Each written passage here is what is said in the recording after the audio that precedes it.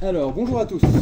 Je suis très content de commencer enfin ce cours d'éloquence qui, certaines années, démarrait au mois de septembre. Et puis, en fait, à la fin de l'année, comme les élèves m'avaient eu 2 semestres, ils étaient devenus beaucoup trop bons. Donc, on s'est dit, on va couper les choses en deux. Ils n'auront qu'un semestre. Voilà. Vous avez maintenant... Donc, on a un semestre ensemble. Je vous précise tout de suite que je me filme pendant le cours. Ce n'est pas une pathologie narcissique, c'est juste que pour la première année, je vais prendre plus soin, on va dire, de mes réseaux sociaux, ce qui est capital dans notre profession. Et donc, mes cours sont filmés et sont mis en ligne, ce qui vous permettra accessoirement de les revoir. D'accord ? Surtout, partout, YouTube, TikTok, là on s'ouvre. Voilà. Je me sens vieillir, donc j'essaye de faire une cure de jouvence numérique, et non pas digitale. Bien, avant toute chose, j'ai quelques petits doutes sur des prénoms. Mademoiselle, est-ce que votre nom se prononce Elijah ou Elia ? Elijah, très bien, bon à savoir. Et est-ce que les deux Valentines peuvent lever la main ? Valentine et Valentine, d'accord, donc Courty et Valentine Pagliard. C'est ça, très bien, merci beaucoup. Alors, première chose, avant de commencer, c'est vous qui allez parler. Est-ce que certains parmi vous, donc oui, par définition, hein, si vous parlez, on va vous entendre, d'accord ? Mais n'ayez pas peur pour autant de poser des questions, dans la mesure où on ne voit pas vos visages, il n'y a pas de problème. Est-ce que parmi vous, certains ont peur de ce cours ? Levez la main. D'accord, oh, c'est pas beaucoup. Allez, levez la main franchement. 1, 2, 3, 4, 5, 6, 7, 8, 9, 10, 11, 12, 13, 14, 15, 16, 17, 18 quand même. Oui, il y a quand même un petit pourcentage. C'est moins que les autres années. Je suis agréablement surpris, c'est bien. Ça veut dire qu'il y a des gens qui n'ont pas peur. J'en déduis que tous les autres n'ont pas peur. Alors c'est bien, hein, de fait, parce que la peur ne sert pas à grand-chose dans le domaine de l'éloquence, mais dans tous les autres domaines non plus. C'est bien, mais il faut que je vous invite à la prudence, parce que ce cours est un piège. Il y a plusieurs choses qui font que ce cours est un piège. Premièrement, c'est de l'éloquence.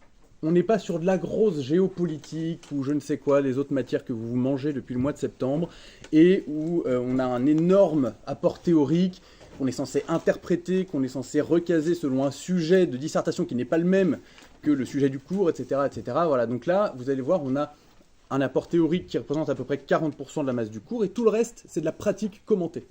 D'accord ? Donc, qu'est-ce qui se passe quand on est à votre place, puisque je l'ai été et que j'étais une feignasse absolue. Dès qu'il y avait un cours qui sortait un peu du cadre comme ça, j'étais ravi, je mettais les doigts de pied en éventail, je me disais le semestre va être génial.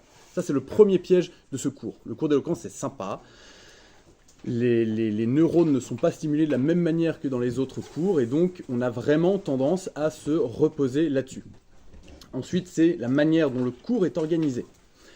Vous allez voir qu'on va d'abord, je vais vous donner toute la théorie du cours pendant les premières heures qu'on va faire, et après vous allez faire des exercices, et tous ces exercices seront commentés. C'est-à-dire que quand quelqu'un passera, il sera tout seul à parler devant tout le monde, et donc les autres n'auront rien à faire certains jours. Vous voyez, on va avoir cours d'éloquence. Si vous êtes déjà passé la semaine dernière sur votre discours, vous n'aurez rien à faire.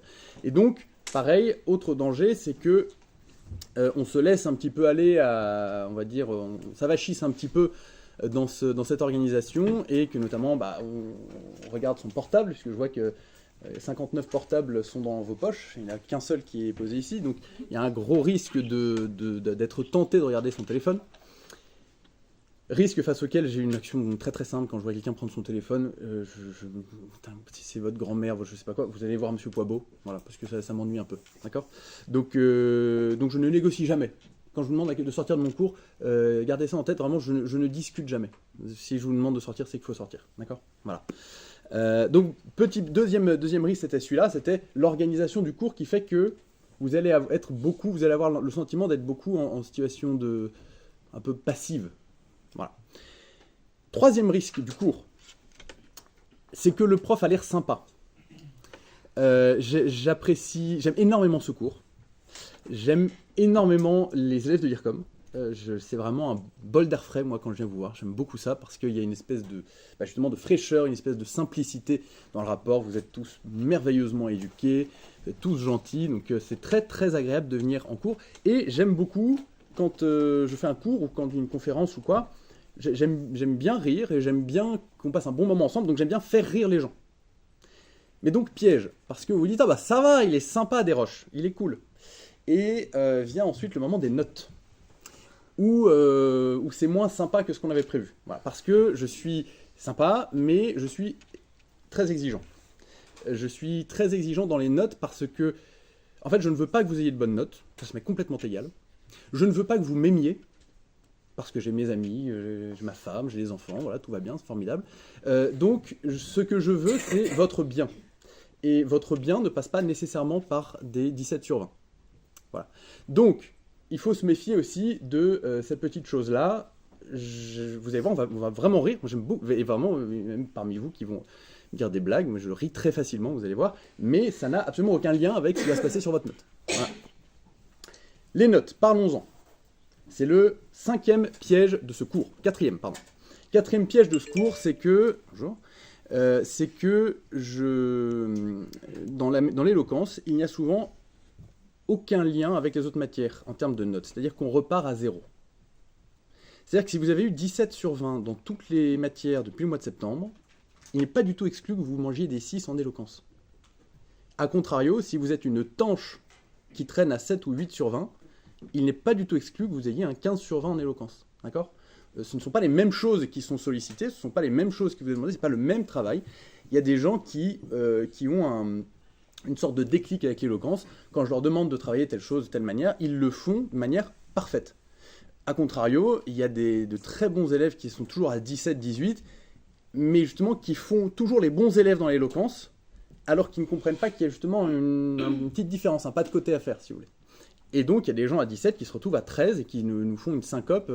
L'année dernière, il y a une étudiante qui est venue négocier. Non seulement elle est venue négocier, mais elle avait quelqu'un avec elle pour venir négocier pour elle. Vous voyez ? Et la note n'a pas bougé. Voilà. Donc, ça, c'est le même principe que quand je demande à quelqu'un de sortir.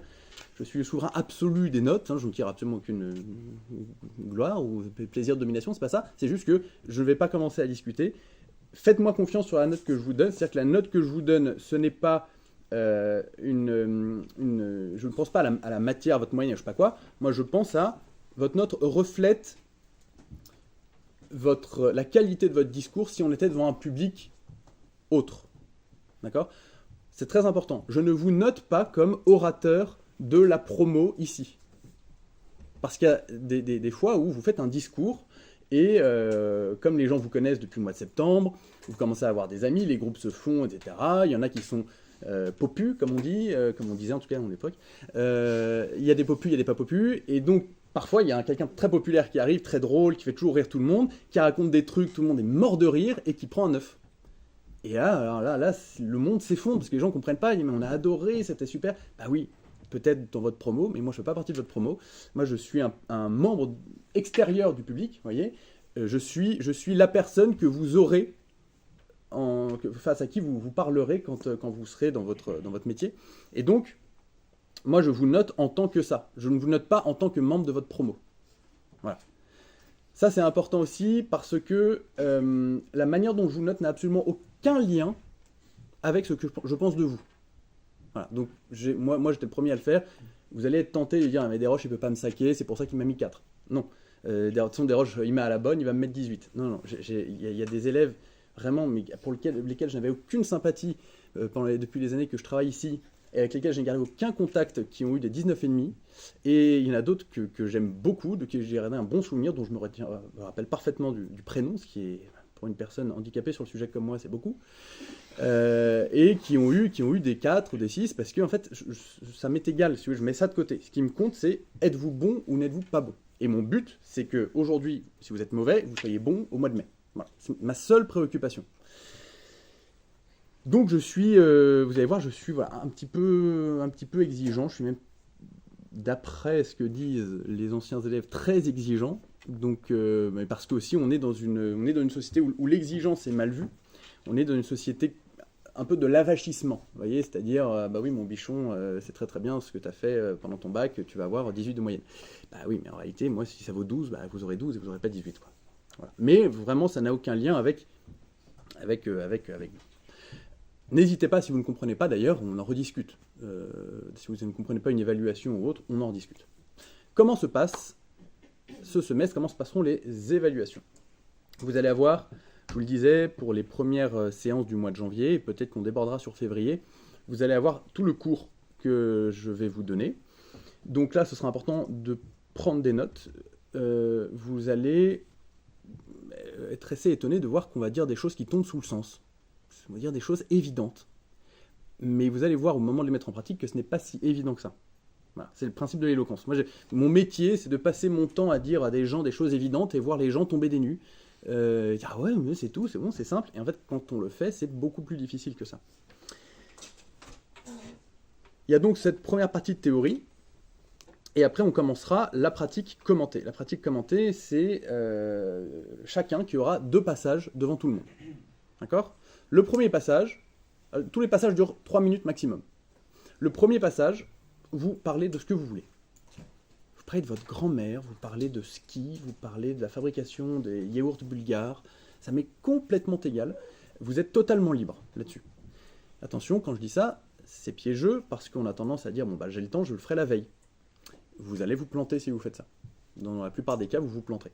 Donc attention, même si c'est le sujet que vous voulez, même si ça a l'air simple, faites-le vraiment en amont, le plus en amont possible. C'est très important. Lorsque vous passerez sur ce sujet, moi je serai au fond là-bas avec mon ordinateur et j'écrirai votre évaluation. Je vous les évaluerai. Pendant ce temps, il y aura une autre personne de la promo qui vous évaluera aussi. Parce que je suis content si vous parlez bien au public, mais je suis content si vous êtes aussi capable d'évaluer un discours. Ça, c'est très important. Vous voyez, je veux que vous ayez les 2 choses. Ce qui signifie que vous allez à la fin recevoir une fiche d'évaluation recto verso. Sur le recto, vous aurez l'évaluation que moi j'aurais faite de votre discours avec la note finale. Et au verso, vous aurez l'évaluation de votre camarade. D'accord ? Parce que, évidemment, j'évalue ce que vous dites sur l'évaluation. Est-ce que c'est clair ou pas ? Oui. Donc, la première note, alors que je ne vous dise pas de bêtises, je vérifierai, mais il me semble que c'est ça. La première note, votre discours est noté sur 15, et votre évaluation d'évaluation est notée sur 5. 15 plus 5, ça fait ? Très bien. Voilà pour la première note sur 20. La deuxième note sur 20, c'est un discours de 3 minutes, encore une fois, mais que vous aurez tiré au sort. Je fais des petits papiers, je les mets dans ma pochette d'ordinateur et je vous fais piocher. Et là, ça peut être n'importe quoi aussi. Donc ça peut être l'affaire d'Outreau, ça peut être les ponts lyonnais. Et il y a une élève année qui a eu l'autruche. Ouais, ça peut être vraiment n'importe quoi. Rassurez-vous, rien n'est improvisé. Vous aurez au moins 5 ou 6 semaines, je crois, de préparation pour ce discours-là. Donc vraiment, il n'y a aucun problème. À partir du moment où vous faites bien les choses telles que je vous les indique. Pourquoi est-ce que je fais ça ? Parce que je veux que vous compreniez un principe simple qui est qu'on peut faire comprendre n'importe quoi à n'importe qui. On peut intéresser n'importe qui sur n'importe quoi à condition d'y mettre les formes. Et les formes, qu'est-ce que c'est ? Ce sont les règles de la rhétorique. Toutes bêtes. D'accord ? Voilà. Et c'est simplement ça que je vais vous faire toucher du doigt. Je vais vous faire aussi toucher du doigt le fait que vous pouvez vous passionner pour des sujets totalement incongrus. La personne qui a fait l'autruche m'en a reparlé, c'était il y a 4-5 ans, elle m'en a reparlé l'année dernière, elle m'a dit mais c'était extraordinaire pour moi de bosser sur l'autruche. Parce qu'elle a découvert en fait comment on pouvait se passionner pour un sujet, et elle a super bien fonctionné sur l'autruche. Voilà, tant mieux. Ai-je quelque chose d'autre à vous dire ? Avez-vous des questions jusque-là ? Non ? Tout est clair ? Très bien.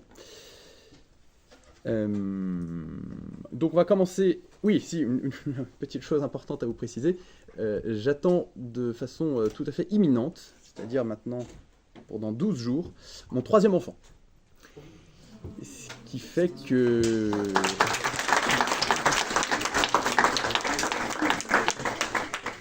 C'est gentil. Ce qui fait que... J'ai pas beaucoup de mérite. J'aime tellement les faire. Ce qui fait que il est possible que d'une minute à l'autre, je reçoive un coup de téléphone et que je parte en courant. Voilà, donc ne vous inquiétez pas, ne vous formalisez pas. Ce risque durera jusqu'au 26 janvier, au plus tard, et ensuite je serai avec vous sans problème jusqu'à la fin. Il n'est pas impossible non plus qu'un de vos cours saute d'ici la fin du mois de janvier, à cause de cette même raison, évidemment. Voilà. On essaiera de caler ça la nuit, comme ça ne se fera pas sauter de cours d'éloquence, ça ce serait l'idéal. Voilà. Alors,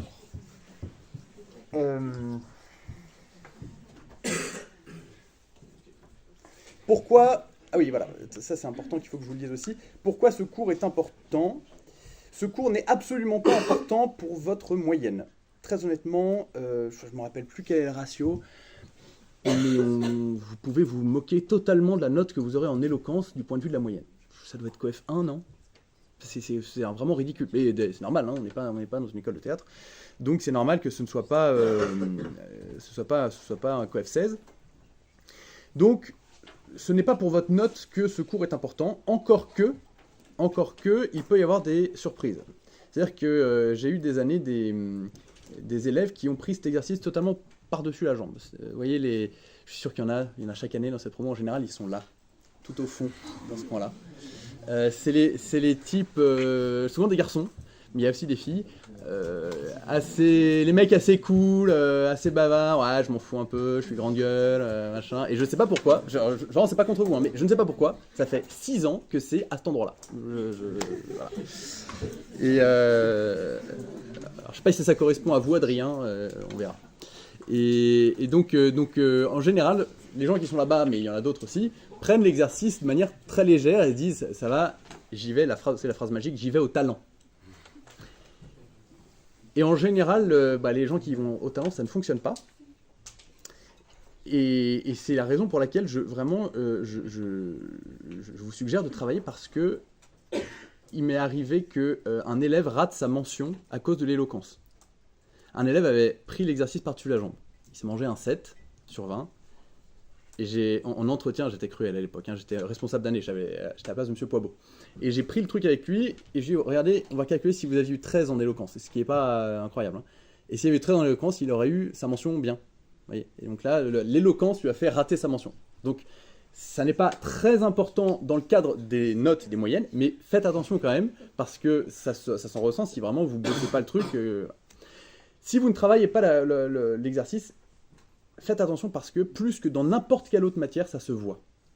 Ça se voit et ça crée une gêne terrible. C'est-à-dire que quelqu'un qui a bossé comme un dingue et qui fait un truc nul, on sent qu'il y a eu du travail, on sent que la personne a essayé, et donc voilà. Mais quelqu'un qui n'a pas du tout travaillé, qui dit je vais y aller au talent, l'éloquence a un peu le même effet que l'improvisation au théâtre, c'est-à-dire qu'on est gêné si ça marche pas. Mais il y a une gêne, tout le monde est gêné, vous voyez.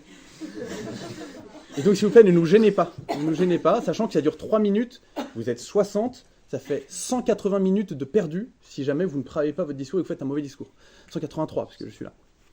Donc, soyez vraiment vigilants là-dessus. Mais vous allez voir que vraiment, si vous anticipez, il n'y a aucun problème. N'hésitez pas dans l'anticipation à m'en parler aussi. Si jamais vous avez une galère, si vous n'arrivez pas à comprendre comment prendre l'exercice, etc., il n'y a pas de problème. J'ai eu une année, une élève, qui est venue me voir à la fin du premier cours, qui m'a dit « Monsieur, moi, l'éloquence, ça ne va pas être possible. » Et elle a fondu en larmes. Et donc là, c'était mon cas le plus extrême, mais c'est le cas dont je suis le plus fier de toute ma carrière. Donc j'ai travaillé avec cet élève, je venais 1 heure plus tôt, quand j'avais cours d'éloquence, et on travaillait tous les deux dans un amphi. D'accord ? Et je prends ce temps, il n'y a aucun problème. Je vous dis, je me fous, je ne suis pas là pour pointer, et pour faire mon cours, et puis pour partir, et puis je me fous de votre note. Je veux que vous soyez bon à la fin du semestre. Elle, je savais qu'elle n'allait pas, à la fin du semestre, elle n'allait pas soulever les foules par sa parole, mais c'était pas mon but. Mon but, c'était qu'elle parle 3 minutes devant la promo. Elle était à un niveau de sensibilité que vous n'avez pas idée, si vous voulez. C'est-à-dire qu'une fois, je me rappelle, on était dans un amphi, on s'entraînait, elle parle, et d'un coup, elle fond en larmes. Et on était que tous les deux. Je lui dis, mais qu'est-ce qu'il y a ? Elle dit, vous avez un peu froncé un sourcil, du coup... Et je ne l'exagère pas.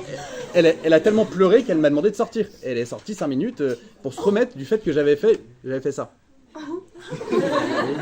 Non mais, donc ça vous dit, voilà, le niveau où certains peuvent être, et c'est dur, hein, enfin, cette peur est tout à fait normale, elle est tout à fait légitime. Mais on a travaillé avec elle, elle a fait son premier discours sur la peur de parler en public, et le deuxième discours est venu, et là, pendant son discours, elle a, mais j'arrive pas à vous expliquer à quel point c'était inconcevable pour elle de faire ce discours-là devant tout le monde. Deuxième discours, elle fond en larmes pendant son discours. Elle se retape, elle revient, elle continue, elle fond en larmes encore une fois, une deuxième fois, hop, trois crises de larmes, hein. C'était des crises de larmes, elle était dans le couloir en tremblant, si vous voulez. Donc, et elle m'a dit, non, monsieur, je veux aller au bout. Et elle est arrivée à aller jusqu'au bout, Et vraiment, un grand bravo à elle parce que c'est vraiment admirable. Mais à la fin du semestre, est-ce que c'était une tueuse en éloquence? Non, mais je vous dis, c'était pas le but. À la fin, elle m'a dit, je vous remercie parce qu'en fait, c'était une jeune fille qui avait eu un collège, un lycée très difficile. On en parlait, mais on a des tas de raisons d'être terrorisés par l'éloquence. Hein. Le rapport à soi et le rapport aux autres qui est totalement bouleversé pour des raisons familiales, pour des raisons de harcèlement au collège ou autre. Et elle avait des raisons tout à fait légitimes. Et donc, si vous voulez, pour elle, mais c'était inconcevable, mais c'était de vraies crises de larmes. Mais elle m'a dit, en fait, c'est la première fois que je fais ça de ma vie, et j'étais persuadé d'être incapable de faire ça. Et en fait, elle a réussi à faire son discours, même s'il y a eu 3 interruptions, on s'en foutait complètement, c'était pas la question. Elle est allée du début à la fin, sans abandonner. Voilà, c'est le plus intéressant, et le plus important, c'est ce que je vous demande. Qui que vous soyez, je vous demande de ne pas abandonner, et s'il y a la moindre difficulté, si c'est même à son niveau à elle, ou alors des difficultés beaucoup moins importantes, vous avez un doute, donc je vous réponds à une question, ou vous me dites j'aurais besoin qu'on se voit pour que je vous passe mon discours, et vous me dites, il n'y a pas de problème, vraiment il n'y a pas de problème. Ça c'est dit, ça c'est bon. Voilà, pourquoi donc l'éloquence est importante? Je vous disais, elle a une importance relative pour votre note ici. Elle va avoir une importance un peu supérieure pour l'année prochaine, puisque l'année prochaine, vous allez tous effectuer un travail de mémoire, donc une petite recherche avec un mémoire de 40 pages, donc mémoire que vous allez présenter à l'oral au moment du colloque. Et que se passe-t-il chaque année? Chaque année, j'ai des élèves qui avaient eu 18 en éloquence pourtant, et qui nous font, du point de vue oratoire, une daube en 2e année. Et c'est terrible, parce que ces élèves ne se rendent pas compte qu'il peut y avoir jusqu'à 2 points de différence sur la note du colloque, si vous gérez du point de vue de l'éloquence. 2 points de différence. J'ai été pendant des années dans le jury, je ne le suis plus maintenant parce que, je pourrais y être, mais je ne prends plus le temps de venir au colloque. Aussi parce que ça me désespère de voir de très bons élèves faire de la daube, hein, je ne vous le cache pas. Et il y avait 2 points de différence quand quelqu'un gérait bien son truc. Voilà. C'est assez considérable quand même, vous voyez. Vous êtes 12 passé à 14, je peux vous dire quand vous avez bossé comme un fou sur un mémoire de 40 pages, vous êtes vraiment content de pouvoir faire la différence là-dessus. Donc ça va avoir une importance l'année prochaine. Pourquoi ça va continuer à avoir une importance? Parce qu'après, vous allez passer des entretiens pour des masters. Et là, pareil, vous allez faire, encore une fois, la différence là-dessus. Est-ce que vous savez où nous parler, etc. Ensuite, vous allez vous allez chercher un emploi et vous allez avoir d'autres entretiens. Là encore, ça va être déterminant. Est-ce que vous regardez la personne dans les yeux? Est-ce que vous semblez tétanisé? Est-ce que vous semblez, malgré vous, méprisant? Il y a des gens qui sont comme ça. Des gens, c'est terrible. Les filles, beaucoup. Les exemples que j'ai eus, c'était des filles dans ce cas de figure. Des jeunes filles qui sont très timides, mais leur timidité s'extériorise par un mépris apparent. Vous voyez ce que je veux dire? Mais c'est pas, elles sont pas du tout des filles méprisantes, mais simplement quand elles parlent, c'est une protection. Il y avait une jeune fille il y a quelques années, je me rappelle le nombre d'années, mais je ne veux pas vous le dire pour pas que vous ayez cherché, mais il y a une jeune fille, à chaque fois qu'elle parlait, elle était comme ça. Mais je vous jure, il y avait le sourcil, il y avait la moue, il y avait oula, s'il te plaît, ne nous déteste pas, quoi. Et en fait, il disait, non, mais c'est que je suis dans un état horrible, en fait. Mais ça s'extériorise par une personnalité, une apparence assez froide, assez hautaine, assez méprisante. Donc ça, ce genre de choses, ça fait la différence quand vous cherchez un travail. Et enfin, quand vous êtes dans votre travail, je vous le garantis, je vous le certifie, à même sexe, à mêmes études, même diplôme, tout pareil, je vous garantis que vous n'aurez pas la même carrière si vous savez parler ou si vous ne savez pas parler. La différence, je vous assure qu'elle est absolument prégnante. Une personne qui sait parler, je vous garantis que, déjà les supérieurs, évidemment, la remarquent, et qu'on lui confie beaucoup plus de choses. Donc je vous avoue que moi, je ne viens pas ici, je ne travaille pas pour votre moyenne de première année. Honnêtement, je me contrefous de votre moyenne de première année. Je comprends tout à fait que ce soit votre préoccupation absolue, parce que j'étais dans exactement le même cas que vous. Donc je ne vais pas vous dire, non, ne vous en préoccupez pas. Bah, si, c'est normal, c'est un peu même la seule préoccupation que vous êtes censé avoir aujourd'hui, vous avez de la chance. Et donc non, il faut vous en préoccuper, mais je vous sachiez que si vous prenez ce cours à la légère, moi je m'en fous. C'est pas moi que vous pénalisez, quoi. C'est vraiment à vous que vous ne rendez pas service. Là vous allez avoir des heures d'éloquence comme il y a dans aucune formation en humanité, sciences politiques en France. Il n'y a jamais autant d'heures d'éloquence, et théâtre d'ailleurs, dans aucune formation. Et donc je vous suggère sincèrement d'en profiter. Après votre passage à l'IRCOM, on pourra évidemment travailler ensemble, bien sûr. Mais ce ne sera pas le même prix pour vous. Voilà. Donc là, c'est compris dans le lot, dans votre scolarité, alors allez-y, on en profite et on se met à fond dedans. Est-ce que vous avez des questions? Avez-vous des questions? Bon, n'hésitez pas, si jamais vous avez des questions, je vous demande juste une chose, c'est de prendre le soin évidemment de lever la main avant, histoire que ce ne soit pas, le foutoir. Je vais simplement prendre mon cours pour être sûr de ne pas vous dire trop de bêtises. Et on va commencer l'introduction. Comment ça se passe en général sur les pauses? Là, vous n'avez pas de pause avant midi? À 11h? Vous avez... Ah, voilà, merci Alban. C'est chaque prof qui décide, c'est ça? C'est ça que je voulais entendre, voilà, c'est ce que je me disais. Très bien. Là, vous avez une pause il y a 1 heure? Oui, mais enfin, vous étiez en pause quand je suis arrivé, c'est ça? D'accord, donc ça va, on ne s'est pas trop pété une clavicule sur le travail là depuis une demi-heure, on va enchaîner les 2 heures. Hein. Alors, mon cours, hop là.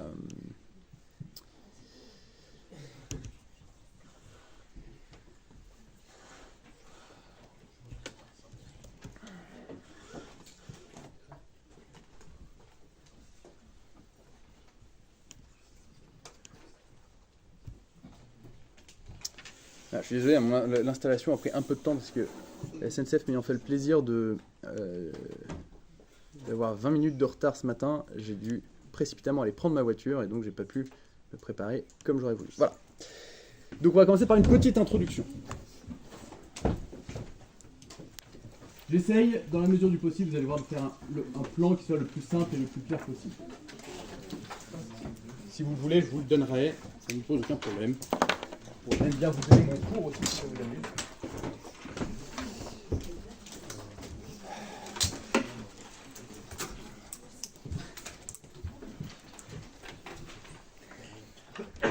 L'importance de bien parler vient du fait que l'humain est un être très complexe.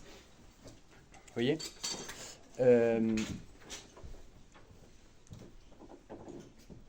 Quand je parle avec vous, et je le vois vraiment très souvent, je le vois dans de très nombreuses reprises, soit quand j'entends la manière dont vous avez entendu mon cours, soit j'entends quand je parle avec des journalistes. Vous allez voir, c'est impressionnant comme les gens ne comprennent pas toujours ce que vous voulez dire. Moi, du fait de mon travail, donc j'ai créé une association qui s'appelle Parole d'Homme, et notre travail, c'est de proposer des cours d'éloquence à toute personne qui en a besoin, mais qui n'a pas les moyens de s'en payer. En gros, c'est ça. Donc on fait pour qui? On fait pour personnes sans domicile, les prisonniers, les associations qui ont besoin de faire des discours de levée de dons, etc. etc. Il faut aussi pour les prêtres. Et j'ai souvent des appels de journalistes pour faire des articles. Et je vous avoue que c'est incroyable après de voir à quel point le journaliste n'a pas compris ce que j'ai dit. Là, j'ai un article qui est sorti la semaine dernière. Oui, Luc Desroches a créé l'association Parole d'Homme pour faire de l'éloquence à des hommes. Rien à voir. Vous voyez, rien à voir. Je lui ai dit 2 fois à l'oral, j'ai recorrigé son article à l'écrit, elle a persisté ici. Donc, on est tellement complexe, on entend tellement parfois ce qu'on veut, etc., qu'il est très compliqué déjà de se faire comprendre. C'est pour ça qu'il est important de bien parler. Bernard Werber, c'est une phrase qui résume très bien ça, ne la notez pas, ça n'a absolument aucune utilité. Il dit: entre ce que je pense, ce que je veux dire, ce que je crois dire, ce que je dis, ce que vous voulez entendre, ce que vous entendez, ce que vous croyez en comprendre, ce que vous voulez comprendre et ce que vous comprenez, il y a au moins 9 possibilités de ne pas se comprendre. Vous voyez, c'est là-dedans que vous foutez les pieds quand vous commencez à vous intéresser à l'éloquence. Et c'est très intéressant parce que ça nous fait comprendre une chose, c'est qu'on en reparlera, quand on parle, nous ne sommes jamais assez simples. C'est extrêmement difficile d'être simple. Il y a une citation qu'on attribue tour à tour à Léonard de Vinci ou Chopin, qui dit « La simplicité est la sophistication suprême ». C'est-à-dire que ce qui compte, c'est pas d'être capable de réaliser des œuvres incroyables, ce qui compte, c'est d'être toujours simple. Et lorsque je parle en public, une des caractéristiques absolues pour moi, c'est: êtes-vous compréhensible par un enfant de 10 ans? Oui ou non? Si ce n'est pas le cas, c'est que c'est améliorable. En revanche, si vous êtes compréhensible par un enfant de 10 ans, ce qui ne suppose pas forcément d'infantiliser la personne qui est en face de vous, mais si vous êtes compréhensible par un enfant de 10 ans, vous êtes compréhensible par tout le monde. Alors c'est là où j'ai un énorme atout en tant que prof d'éloquence, vous avez de la chance, c'est que moi, j'ai à peu près le cerveau d'un enfant de 10 ans. Je suis extrêmement lent à la comprenette, mais très très lent, vous allez voir. L'avantage, c'est que quand moi je comprends, je sais que tout le monde comprend. Et à la contraire, quand je ne comprends pas votre discours, je sais précisément pourquoi je ne l'ai pas compris. D'accord ? Donc vous allez voir, ça c'est un gros avantage que j'ai, enfin que vous aurez. Mais vous allez voir même parfois, dire, mais je vais vous dire, j'ai pas compris le message. Il y a 40 personnes parmi vous qui me disent, monsieur, c'est ça le message, il est nous quoi. Vous inquiétez pas, hein, vous ne soyez pas étonnés. Parfois, vous allez vous demander un peu ce que j'ai dans la tête. Mais en vérité, c'est une grande force parce que je sais que je vous dis que si moi je comprends, vous pouvez faire votre discours devant n'importe qui et c'est compréhensible. Je vous dis d'ailleurs cette petite astuce. Si jamais un jour vous avez un discours à faire et que dans la salle il y a des enfants, si vraiment vous voulez vous améliorer, vous allez les voir après et vous allez leur demander ce qu'ils en ont pensé. Pourquoi c'est très important de faire ça ? Déjà parce que vous n'allez pas vous préparer de la même manière. Vous allez être beaucoup plus exigeant sur votre préparation. Et ensuite parce que vous allez vous prendre des missiles dans la tête et ça fera du bien à votre humilité. Parce que l'enfant de 10 ans a cette particularité, c'est que comme il n'est pas un adulte, il ne formule pas les choses. Vous voyez ? Moi je faisais ça, je faisais un spectacle de rue qui s'appelait #Molière. J'étais seul, c'était un spectacle seul en scène, et je faisais ça dans la rue, machin. Et j'aimais beaucoup quand il y a des enfants. Après j'allais les voir, je dis est-ce que tu as aimé ? Et si t'as pas aimé, enfin s'il y a des choses que t'as pas aimé, qu'est-ce que c'est ? Ah bah ça c'est nul, ça je comprends pas, pourquoi ça c'est incohérent, et ça, il y a ça, il y a ça. Donc ceux ils ont un regard déjà très précis, alors que les adultes ont un regard plus global, et en plus, quand c'est nul, ils vous disent c'est nul. Vous voyez, c'est vrai que ça pourrait peut-être, non, c'est nul. Donc ça fait vraiment beaucoup de bien, et moi honnêtement, ça m'a beaucoup aidé à m'améliorer dans ce domaine-là.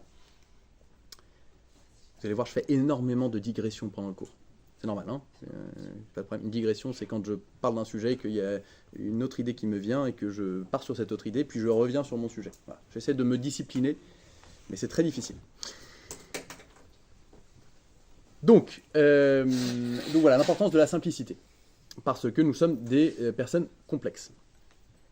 Simplement, il y a une chose à comprendre, c'est que cette simplicité, si vous maîtrisez ça, si vous maîtrisez vous savez, des règles un peu basiques de la rhétorique, eh bien ça vous donne une force extraordinaire du point de vue social, du point de vue intellectuel, ça vous donne énormément de force. C'est Mirabeau qui disait « Les hommes sont comme les lapins, ils s'attrapent par les oreilles ». Et Mirabeau, c'était un des plus grands orateurs de la Révolution. Et pendant la Révolution, les directions prises par la Révolution dépendaient directement des discours prononcés à l'Assemblée. Il n'y avait pas d'autres... vous voyez, c'était vraiment ça. Sauf pour ce pauvre Danton qui a été condamné... et son procès était couru d'avance, et donc même sa plus forte éloquence n'a rien pu y changer, parce que lui s'était décidé à l'avance, mais sinon, toutes les décisions de la Révolution se sont jouées sur l'éloquence. C'est vraiment saisissant. Vous allez me dire, oui, mais c'est la Révolution, aujourd'hui on s'en tape de l'éloquence. Bah pas tant que ça. Levez la main, ceux à qui ça parle, Villebrequin. La chaîne YouTube Villebrequin. Vous avez suivi ou pas ce qui s'est passé là ces derniers mois ? Voilà. Bah ça... on va en rediscuter, mais ça, c'est typiquement un exemple d'éloquence actuelle très intéressant. Parce que vous allez voir, avec des critères que je vais vous donner dans quelques minutes, on va y revenir, vous allez voir que les deux n'ont pas du tout choisi le même chemin. Quand je parle en public, je sais, grâce à la rhétorique antique, grâce notamment à Aristote, je sais qu'il y a 3 éléments qui sont essentiels à prendre en compte.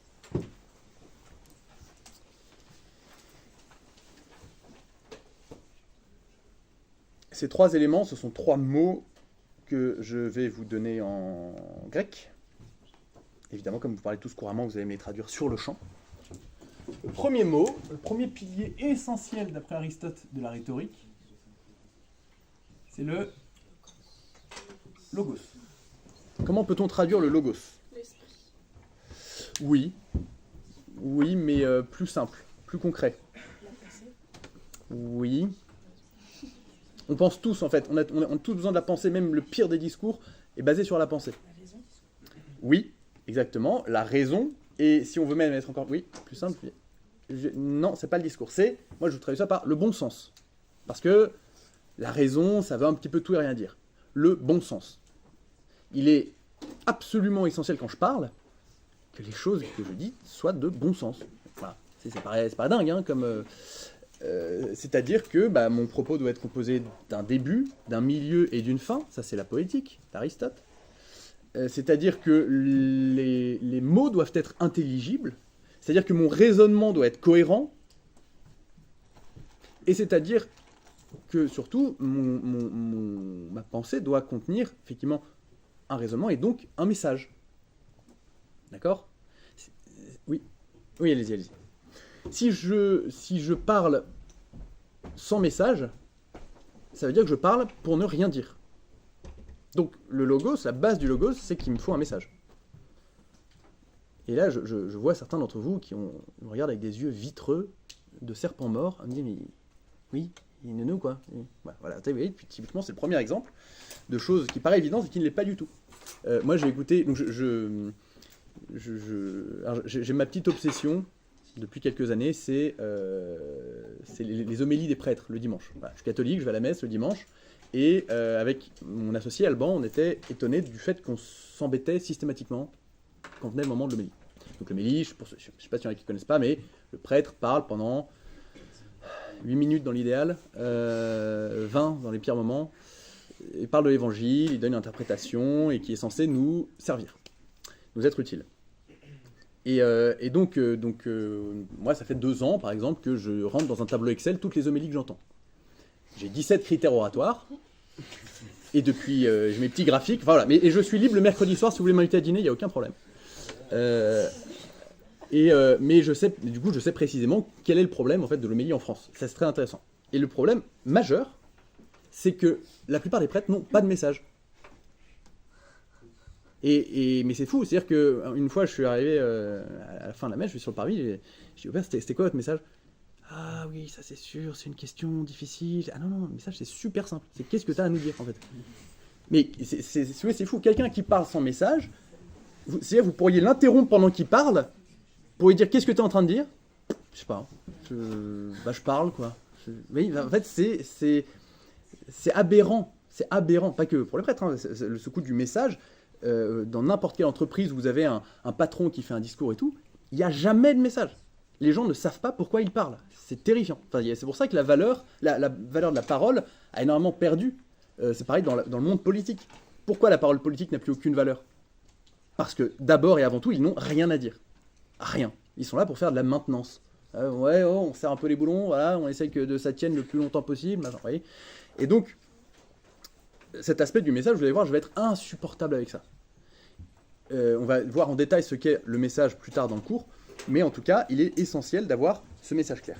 Comment est-ce que je fais aussi pour avoir un message clair ? Pour être sûr que ce soit clair, pour être sûr que mon logos tienne la route, je dois avoir en tête un principe simple, c'est que je dois toujours savoir plus que je parle. Là, vous allez parler pendant 3 minutes sur vos discours, vous devez être capable de parler 10 minutes de votre sujet. C'est essentiel. Parce que ça a une influence majeure sur la confiance que vous allez avoir en vous. Ça aura une influence majeure sur l'image que le public aura de vous. Et ça aura une influence majeure, pas passer pour un abruti si jamais il y a des questions. Moi, je peux être très méchant sur les questions que je vous pose après les discours. Vous voyez, notamment quand je vous pose des questions, les sujets du type, je peux être l'hôtel de ville de Lyon. Si vous me faites une page Wikipédia et que votre discours c'est seulement une espèce d'apprentissage par cœur de la page Wikipédia, moi je vais vous poser la question insupportable de dans quelle carrière les pierres de l'hôtel de ville de Lyon ont-elles été prises ? Et là, en général, on ne sait plus répondre, on est gêné. Donc c'est aussi par ce genre de petites choses où on voit très bien si la personne a travaillé ou pas. D'accord ? Donc il faut accepter, dans le logos, que je dise beaucoup moins que ce que je sais. Je parle 10, je sais 100. Je parle 100, je sais 1000. C'est absolument essentiel. Voilà.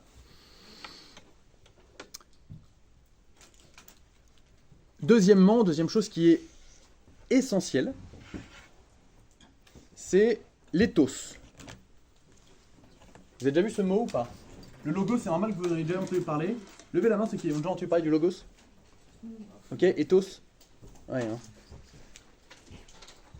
Ceux qui ont levé la main pour ethos, quelle traduction en donneriez-vous? Vous avez fait ça?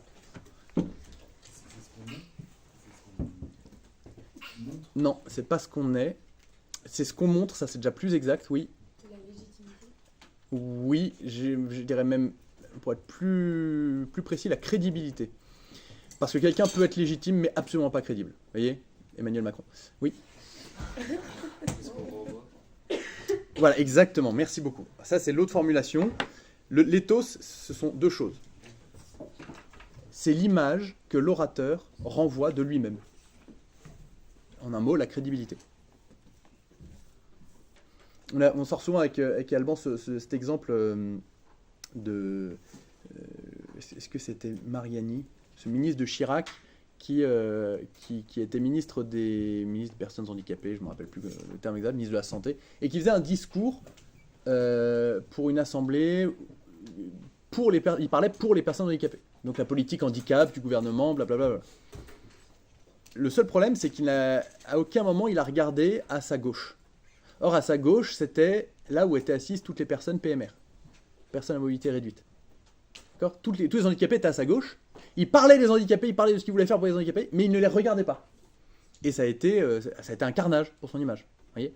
La crédibilité, c'est, vous restez dans le monde politique, si je fais l'inverse de ce que je dis, ou si je dis exactement l'inverse de ce que je fais, ou de ce que je pense, ou de ce que j'ai dit il y a 3 mois, je n'ai absolument aucun ethos. C'est, dans une vision plus théâtrale, c'est le Tartuffe, dans Molière. D'accord ? Tartuffe, c'est celui qui, justement, c'est toute une question d'éthos chez Tartuffe. Et il prétend qu'il est parfaitement légitime, parfaitement crédible dans son rôle de dévot, et en fait, on se rend compte que c'est un type absolument sordide. Voilà. Troisième pilier essentiel de la rhétorique aristotélicienne, je vais écrire là. Comment ? J'ai entendu ? Oui, merci. Comment on traduirait pathos ?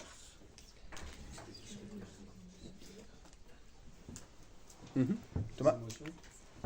Si je peux avoir un peu plus qu'un mot, ce serait sympa. Mais oui, il y a de ça. Il a dit les émotions. Philippine. Oui, exactement. En fait, c'est un mélange des deux. C'est la capacité que vous avez à jouer sur les émotions du public. Et là, ça peut être la panique, parce qu'on dit, non mais attends, moi je sais pas jouer avec les émotions des gens, c'est quoi ce truc de manipulateur, etc. Non, c'est pas ça. C'est juste que tous ici, nous sommes des êtres de raison et d'émotion. Certains le sont plus que d'autres, des êtres d'émotion. Chez d'autres, c'est la raison qui prime. Mais dans tous les cas, il est absolument indispensable de prendre les deux en compte. Il y a des gens à qui l'émotion va être maîtresse. Il n'y a que ça qui va parler, il n'y a que ça qui va les atteindre. Il n'y a même que ça parfois qui va gouverner leur vie. C'est fatigant, genre, les personnes comme ça. D'autres, au contraire, c'est l'inverse. Pour les plus extrêmes, il n'y a que la raison qui compte. C'est des gens tout à fait rationnels, c'est la justice, et bam, voilà. Et le cœur, la miséricorde, tout ça, ça n'a pas trop de place. Donc, quand je parle, je dois prendre en compte les deux. Il y a un très bon exemple qui illustre ça, c'est pendant 6 ans, là, avec Alban, pendant 6 ans, on a été les formateurs d'un événement qui s'appelle la Nuit du Bien Commun. C'est un événement parisien, enfin, il y a eu dans toute la France, mais nous on travaillait pour Paris, où on rassemble 10-12 assos dans un très beau théâtre, devant un parterre de gros investisseurs, de gros donateurs, patrons d'AXA France, enfin voilà, il y a des gens qui sont... qu'est-ce que ça fait pas frétiller de lâcher 50 000 € dans la soirée, si vous voulez. Et donc, il fallait que ces assos fassent un discours. Nous, pendant 6 ans, on a aidé ces assos à préparer leur discours. Et c'était très intéressant parce que l'aspect du pathos, on l'a vraiment vu. On a vu on était toujours dans le public au moment de la soirée. Et souvent, moi, j'ai entendu, quand un représentant d'une asso parlait, j'entendais à côté de moi un gros patron qui disait « Non mais attends, t'es bien gentil, mais ça marche comment ton truc là ?» Parce que lui, il avait besoin de modèle économique. Concrètement, ça marche comment ? Est-ce que le mec, l'année prochaine, va revenir pour me demander la même somme ? Est-ce qu'il a été capable de créer une activité à côté pour adosser l'association dessus et que ça ne dépende pas uniquement des donateurs ? Voilà, il avait besoin de chiffres, il avait besoin de rationnel. Ça, c'est un petit commentaire qu'on entendait très souvent, en fait. Et donc, au bout d'un moment, on s'est dit, bah, le logos a l'air de primer complètement pendant la nuit du bien commun. Jusqu'à ce qu'on ait une année une jeune femme qui a parlé pour une association, SOS tout petit, un truc comme ça. Elle faisait des pouponnières. Elle s'occupait de pouponnières. Pouponnières, sont des endroits un peu sordides en France où on rassemble tous les bébés qui sont abandonnés à la naissance, dont les parents ne veulent pas, etc. Donc il y a des enfants normaux, des enfants lourdement handicapés, des enfants qui n'ont pas de jambes, des enfants qui n'ont pas de bras, etc., etc., etc. Et vous êtes dans une salle avec 70 enfants, 70 bébés. Vous n'avez pas le droit de les prendre dans les bras, vous n'avez pas le droit de leur faire de câlins, parce que sinon ils vont s'attacher à vous. Et donc, au moment où vous partirez, ce sera plus dur. À partir de 18h, cette jeune femme qui parlait passait entre les rangs et piquait tous les bébés pour qu'ils s'endorment, pour la nuit. Vous voyez, ces gamins allaient grandir, ils allaient finir à l'assistance publique, enfin vraiment le truc sordide. Elle a, en 3 minutes de discours, elle a levé 200 000 euros, ce qui est la plus haute somme qui n'ait jamais été levée à la nuit du bien commun. Alors que sur le logos, elle était vraiment mauvaise. Vous voyez, du point de vue verbal, du point de vue même de l'oratoire en général, de l'éloquence, c'était pas bon. Elle avait dans son pathos, par ailleurs, elle n'était pas du tout sympathique, elle n'était pas du tout souriante. On sentait quelqu'un d'assez rêche, d'assez dur, d'assez... 200 000 euros en 3 minutes parce qu'elle a vraiment tapé, et là vous l'avez vous-même senti, hein, j'ai vu des réactions, des petits « Oh, ça fait quelque chose, quand on entend parler des bébés comme ça, qui sont les êtres par excellence, sans défense, qui ont besoin de protection, qui ont besoin d'amour, etc., qu'on se dit « Bah non, là ils sont totalement isolés de tout ça, et clairement ils partent pas avec un carré d'as dans la vie », tout le monde est ému de ça. Et donc, voilà, vous voyez, l'importance du pathos, c'est même dans ces assemblées qui sont très rationnelle, très cartésienne, ça peut être tout à fait déterminant. Ethos, logos, pathos. Enfin, logos, ethos, pathos, ce sont les 3 critères sur lesquels je reviendrai. Vous allez voir pendant toute l'année, ça fait partie de la moitié de votre évaluation. Donc ces critères-là, ils sont vraiment importants à comprendre. Ils sont très importants à intégrer. Et si vous ne les avez pas compris, il faut vraiment que vous me disiez s'il y a quelque chose qui ne va pas. Est-ce que ça va là ou pas? Tout le monde a compris ces trucs-là? Il n'y a aucun doute? Tout le monde est capable de me réexpliquer ce que c'est logos, ethos, pathos? Oui. Pour le pathos, du coup, c'est pas de la manipulation, mais du coup, c'est quoi? C'est énumérer des faits qui touchent les émotions? Non, merci. C'est vrai que j'ai pas été précis. En fait, c'est pourquoi c'est pas pour mettre à l'épreuve que je vous dis est-ce que vous avez compris, ce que machin. C'est aussi pour moi, ça rend service. Est-ce que j'ai bien expliqué les choses? Le pathos, c'est est-ce que vous allez, par ce que vous dites, est-ce que vous allez susciter une émotion? Est-ce que vous allez savoir faire rire? Est-ce que vous allez susciter de l'indignation, de la révolte? Est-ce que vous allez... Alors ça peut être, faut faire attention, parce que ça peut être de la révolte contre vous, forcément. Et voilà, est-ce que vous êtes capable, en fait, d'émouvoir, de mouvoir, de faire bouger les gens à l'intérieur d'eux-mêmes? C'est Aristote qui le dit en premier, je vous donne que Aristote, mais ça a continué après. La rhétorique grecque, Cicéron, il appelle ça movere. Et le fait de faire d'émouvoir les gens, de les faire bouger à l'intérieur, d'une manière ou d'une autre. Et c'est pas forcément tirer les larmes, en faisant rire, en montrant une profonde sincérité, voilà, ça peut être... et si vous voulez, ça c'est essentiel parce que, comme on est malgré tout tous composés d'émotions, ça nous rattache très souvent au discours. C'est vraiment essentiel, quoi. Donc voilà, quelles sont les émotions humaines? Le rire, la tristesse, la colère, la révolte, etc. Ça peut être, vous voyez, je suscite en tant qu'asso, nous c'était beaucoup là-dessus, sur ce pathos qu'on travaillait, c'était susciter justement une émotion, une indignation pour donner envie aux gens d'agir. Vous voyez, en fait, la situation c'est ça, vous voyez bien que c'est intolérable, c'est inacceptable, il faut qu'on fasse quelque chose pour eux. C'était un peu ça le ressort du pathos de ces assos. Oui. Est-ce que ça relève un peu du théâtre, le pathos? Non. Non, parce que le théâtre, on appelle ça le mentir vrai. C'est-à-dire, je mets toute ma personnalité au service d'un rôle, mais ça n'est qu'un rôle. Ça n'est pas vraiment moi. Vous voyez ? Je mets tout ce que je suis, je le fais sincèrement, je ne dissimule rien, mais vous l'avez vu comme on travaille en théâtre intensif, c'est-à-dire qu'à chaque fois, je veux que ce soit votre voix, je veux que ce soit vos émotions, je veux que ce soit tout vous. Mais malgré ça, le public est bien conscient que vous n'êtes pas vraiment Oreste, Philinte, Pyrrhus, etc. Là, c'est si vous créez une asso et que vous avez besoin d'un discours levée de fonds, c'est vous qui allez parler. Et c'est vous, Paul, qui allez parler pour votre asso. Et on n'est pas là pour rire, en fait, on n'est pas là pour se divertir, on est là parce que je dois vraiment, moi, vous dire quelque chose. Donc ça n'est pas du théâtre. Vous voyez, c'est une différence quand même qui est essentielle et qui doit être essentielle parce que justement, sinon, ça met une dose de théâtralité, de fausseté et donc de manipulation dans l'éloquence. Alors que précisément, la rhétorique, l'éloquence, ce n'est pas du tout le lieu, selon Aristote toujours, qui doit être au service du mensonge. C'est une chose qui est importante que je vous dis pour cette fin d'introduction. L'éloquence, la rhétorique, c'est ces termes qui sont à peu près les mêmes. Hein. La rhétorique, c'est l'art, c'est la technique. L'éloquence, c'est ce que le public voit. Est-ce qu'un tel est éloquent? Voilà. Et s'il est éloquent, c'est qu'il maîtrise la rhétorique. L'éloquence et la rhétorique n'ont aucune valeur si elles ne sont pas au service de la vérité. Si elles ne sont pas au service du beau, si elles ne sont pas au service du bien.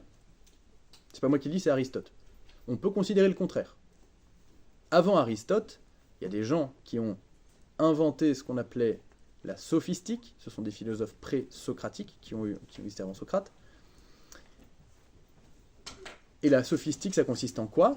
Ça consiste à dire, écoute mon gars, le vrai, le faux, ça n'est pas mon affaire.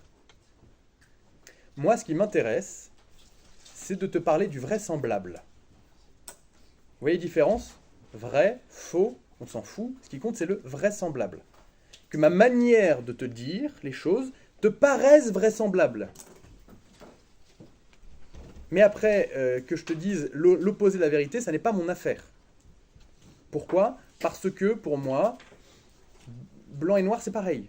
Ça n'a pas de valeur. Qui a vu dans cet amphi le film Ridicule? Dans ce film, donc ça se passe à la cour de Louis XVI, et il y a un prêtre qui s'amuse, qui fait un petit jeu rhétorique, et qui s'amuse à prouver l'existence de Dieu. Alors tout le monde dit « Ah, formidable, etc. » 30 secondes après, il dit « Merci beaucoup, Majesté, mais si vous le voulez, je pourrais tout aussi bien vous prouver l'inverse. » Et donc là, c'est la catastrophe, il tombe en disgrâce, il est viré de la cour, etc. Parce que c'est scandaleux, évidemment, à la cour de Louis XVI, de prétendre pouvoir prouver que Dieu n'existe pas. Ça, c'est ce qu'on appelle un sophiste. Vous voyez, comment? Qui a parlé? Vas-y. Ah d'accord. Donc, ça, c'est ce qu'on appelle les sophistes. Et il y a des sophistes aujourd'hui. Hein. Je ne suis pas en train de vous parler d'Antiquité, là. Hein. C'est-à-dire que les premiers rhéteurs, les premiers sophistes, ce qu'ils ont créé, ça a vraiment des conséquences aujourd'hui. Il y a des gens qui disent que le bien et le mal, c'est la même chose, c'est pareil. Je sais pas, moi, les gens qui disent blanc, ça peut être noir, noir, ça peut être blanc, tout dépend de moi. Tout dépend de ma manière de percevoir les choses. Vous voyez? C'est-à-dire que cette eau est à 90 degrés, mais moi, je la perçois comme étant à 50. D'accord? C'est-à-dire que j'identifie cette eau comme étant à 50. Qui es-tu pour juger mon ressenti? Vous voyez? Aujourd'hui, moi, qui vous parle, Luc Desroches, j'ai une cravate rouge, peut-être verte pour vous, mais moi, je l'identifie à une cravate rouge. Vous êtes qui pour me forcer à dire qu'elle est verte?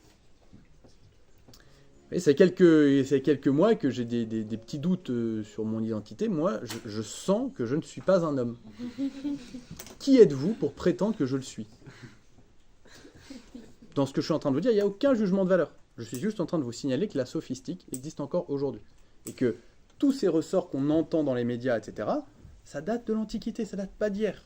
On dit « Ah oui, c'est quoi ce nouveau truc à la mode ?» Non.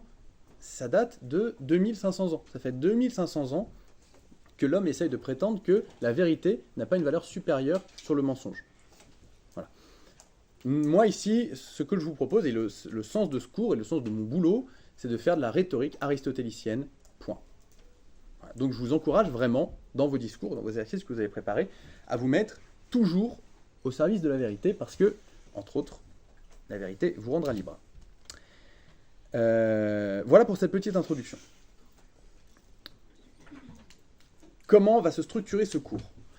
Ce cours va se structurer, après qu'on a vu ces 3 critères-là, il va se structurer sur 3 autres critères complémentaires. Ces critères, ne notez pas ce que je vous dis, parce que ça n'a pas d'importance. Enfin, c'est important, mais ça n'a pas d'importance que vous le reteniez. Ces critères, ils viennent d'une étude qui a été publiée en 1967 par un chercheur de l'Université de Californie qui s'appelle Albert Mehrabian. Albert Mehrabian a dit, quand je parle en public, d'ailleurs ce qu'il dit est tout à fait vrai, quand je parle en public, il y a 3 choses que le public perçoit. Et d'ailleurs, c'est mon cas aujourd'hui, là, quand je vous parle, il y a 3 choses que vous percevez. Quelles sont-elles, à votre avis? En l'occurrence, là, je parle plus, mais... Il y a 3 choses évidentes. Évidentes. Je cherchais pas... Je suis quelqu'un de simple, il n'y a pas de problème. Oui. La parole. Tout à fait. Les mots que je prononce, c'est ça? Donc, mon vocabulaire, ma syntaxe, tout ça. Ce qu'on appelle le langage verbal. Jeanne, les gestes. Qu'est-ce qu'il y a d'autre? Donc, c'est ce que vous voyez. Donc, il y a quoi? Il y a les gestes, il y a ma posture, là, je me tiens bossu. Le fait que je me tienne droit, le fait que je vous regarde. Donc, ça, c'est le langage visuel. Et... Le sens. Logos. Non. Non, c'est pas une répétition de... Il y a pas de... Oui. Merci beaucoup. Donc, ce que vous entendez. D'accord? Je parle beaucoup trop vite, parce que c'est mon premier jour avec vous et que je suis stressé. J'essaie de faire des pauses. Parfois, j'essaye de ralentir mon rythme. J'essaye de moduler un peu ma voix. Ça, c'est le langage vocal. Mehrabian dit, donc il y a ces 3 langages-là, et ces 3 langages-là n'ont pas le même impact sur le public. Et il fait une étude qui est quand même, on peut se le dire aujourd'hui, plus de 50 ans plus tard, plus ou moins fumeuse, mais qui est intéressante tout de même. Il dit que le verbal n'a un impact que de 7% sur le public. D'accord? Les mots que je prononce, le sens de ce que je dis, ça n'a qu'un impact de 7%. Le vocal a un impact de 38% et le visuel de 55%. Alors, les études qui ont suivi confirment globalement cet ordre de grandeur, mais en fait, c'est pas très important.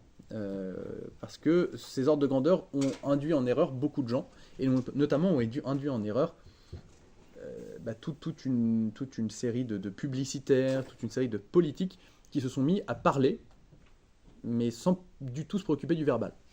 Et c'est ça qui est très troublant. Par exemple, dans l'élection en 2017, vous n'étiez pas vieux, hein, vous aviez 11 ans, c'est moi qui suis vieux, d'Emmanuel Macron. Regardez, bon, si jamais vous n'avez rien à faire et que vous êtes face à un soldat nazi qui vous oblige à le faire en braquant une arme sur vous, regardez un rassemblement politique d'Emmanuel Macron en 2017. C'est très troublant de voir à quel point il n'y a pas de verbal. C'est quelqu'un qui avait un très bon langage vocal et un très bon langage visuel, mais ce qu'il dit n'a pas de sens. Ça ne signifie rien. C'est quelqu'un qui se fait acclamer en disant « Pensez printemps ». Personne ne sait ce que ça veut dire, les gens sont fous. Ils sont en liesse, c'est Nelson Mandela, le mec. Vous voyez les journalistes me reprochent souvent le fait que je dise en même temps « Eh bien, chers amis, je vous le dis aujourd'hui, je continuerai à dire en même temps !» Mais il n'y a rien. Vous voyez, je vous parle de la valeur de la parole politique. Ce genre de choses ont totalement dévalué la parole publique, la parole politique, et même l'éloquence, la rhétorique. Ce qui est bien qu'aujourd'hui, à cause de ces personnes-là, et aussi une fois il a dit, parce qu'il était méprisant, une fois n'est pas coutume, avec quelqu'un qui portait un t-shirt, un maillot, et il a dit oui, je vous le dis solennellement ce soir, je n'ai rien contre les t-shirts. Pareil, acclamation incroyable, mais on a l'impression qu'il vient de libérer un continent d'un joug, de l'oppression, vous voyez, c'est incroyable. Et donc ça, c'est vraiment problématique, parce qu'à cause de personnes comme lui, pour beaucoup, l'éloquence, la rhétorique, aujourd'hui, c'est de la manipulation. C'est-à-dire que l'éloquence et la rhétorique sont une manière d'exercer une domination, et non plus un service. Or, qu'est-ce que c'est la vraie rhétorique, la vraie éloquence? C'est je travaille tout ce que je peux pour me mettre au service du public, pas pour mettre le public à mon service. D'accord? Pas pour manipuler les gens. Si vous voulez, le sophiste manipule le public pour le mettre à son service, alors que le rhéteur, en fait, il se manipule lui-même pour se mettre au service du public. Quand je dis il se manipule, c'est au sens où il essaye de changer certains aspects de sa voix, de sa posture, etc., pour essayer de se mettre le mieux possible au service du public. D'accord ? Et comment on se met le mieux possible au service du public ? En essayant de se mettre le mieux possible au service de la vérité. Donc pour ça, forcément, eh bien, il fait attention à ces critères dont je viens de vous parler, critères qui vont structurer notre cours. Et donc on va commencer avec un grand 1, parce que je ne suis absolument pas original dans mon plan.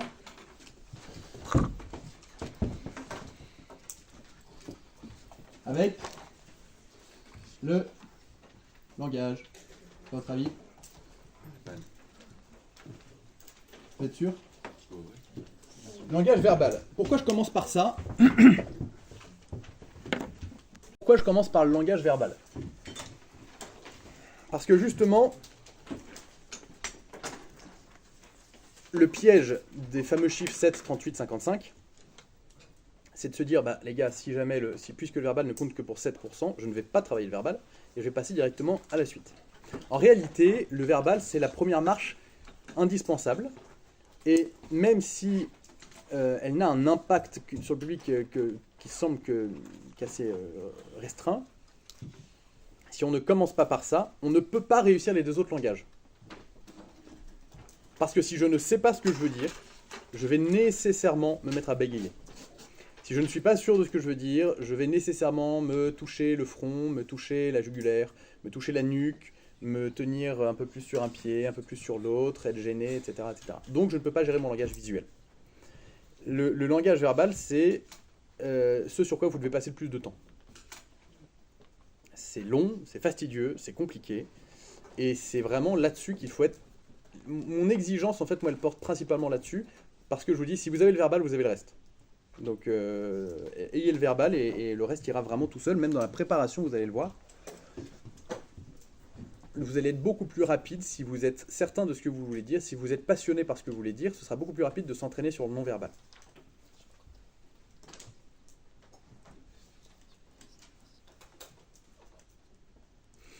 Le verbal, c'est cette partie-là dont je vous parlais tout à l'heure, qui permet de parler aux gens comme à des enfants. Je dis bien parler aux gens comme à des enfants, et je ne dis pas infantiliser les gens. D'accord ? Ce sont deux choses différentes.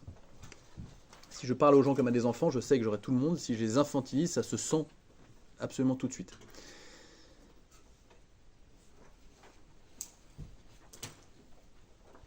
Quand on se préoccupe du verbal, je vous le disais, on se préoccupe de ce que je vais dire. C'est-à-dire de ce que mon discours va contenir. Donc c'est notre grand A, le contenu du discours.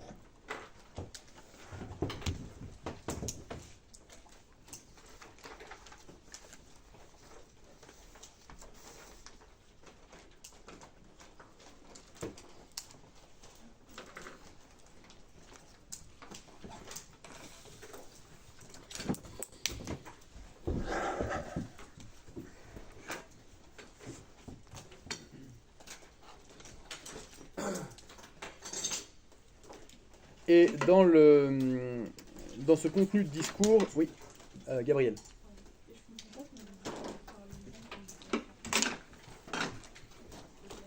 C'est que un enfant de 10 ans doit pouvoir comprendre tout ce que vous dites.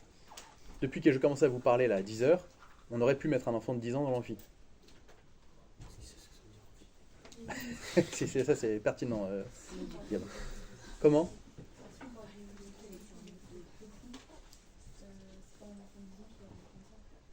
La simplicité et la sophistication suprême. Quand j'étais prof, Monsieur Poibeau vous le disait, j'étais prof en banlieue à Montfermeil. C'était le lieu d'où sont parties les émeutes en 2005, soit 2 ans à votre naissance. En 2005, il y a eu des... Je ne sais pas qui connaît ça. Levez la main. Émeutes France 2005. Okay.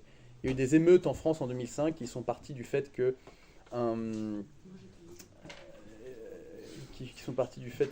comme disent les médias, un jeune de nationalité française s'est retrouvé enfermé dans un transformateur électrique parce qu'il était poursuivi par des policiers et il est mort électrocuté dans ce transformateur parce qu'il fuyait les policiers. Et donc, ça a créé des émeutes. C'était un AL qui a mal tourné, si vous voulez. Un AL, ça a été géré à peu près pendant quelques mois. Là, c'est parti complètement en situation très dangereuse. Et donc, état d'urgence décrété au niveau national, etc., etc. Enfin, on a commencé à voir où nous mèneraient toutes ces histoires. Et donc, moi, j'étais prof à l'endroit d'où sont parties les émeutes, dans le quartier d'où elles sont parties. Et j'étais prof d'éducation civique. Donc, autant vous dire que rien que moi, l'éducation civique, pendant toute ma scolarité, je suis désolé de l'expression, mais je m'en suis tamponné royalement. Mais alors là, j'étais face à des élèves qui ne connaissaient même pas le nom du président de la République, si vous voulez. Mais aucun. Ils étaient incapables de sortir un nom de président de la République. On était à l'époque sous Hollande. Ils n'avaient jamais entendu ce nom. Non, en 2005 sous Chirac. À l'époque où je fais mon cours, on est sous Hollande. C'était en 2015. Et donc, vous voyez, c'est intéressant parce que là c'était l'énorme défi. C'est-à-dire que j'étais censé parler à des gens qui n'ont aucune connaissance du sujet, qui n'ont aucune envie d'avoir la connaissance du sujet, qui avaient, ils me le disaient, hein, un mépris absolu pour la France. Tous ces gens-là, mon coco, tu vas faire de l'éducation civique et tu vas leur apprendre comment fonctionne la France. Donc c'était un très bon défi oratoire. Et justement, je me suis amusé à ça. Je me suis dit, je suis sûr qu'on peut faire comprendre n'importe quoi, n'importe qui, à condition d'y mettre les formes.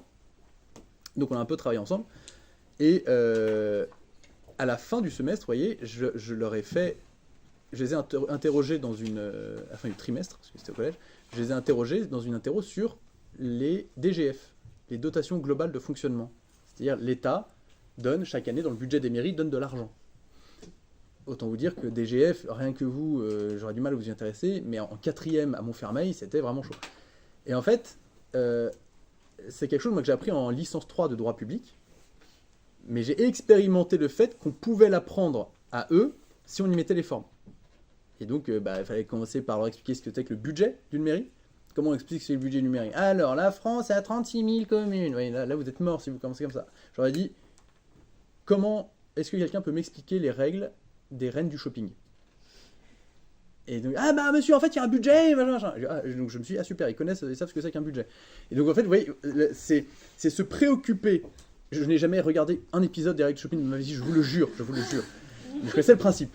Et donc, c'est se préoccuper de qui j'ai en face de moi, qu'est-ce que les gens connaissent en face de moi, quel est leur fond culturel, qu'est-ce qui va frétiller un peu chez eux, pour parler le plus possible leur langage et leur faire comprendre ce qu'ils auraient été persuadés de ne jamais comprendre autrement. En fait, c'est ça, c'est parler comme à des enfants, c'est une expression c'est un peu un raccourci, mais si vous voulez, c'est se préparer en se disant, un enfant de 10 ans doit me comprendre, ou un enfant un peu plus, mais qui n'est absolument pas concerné par mon sujet, parce que si je fais ça, je vais être beaucoup plus dur, beaucoup plus exigeant dans ma préparation, mais j'aurai un résultat bien meilleur à la fin.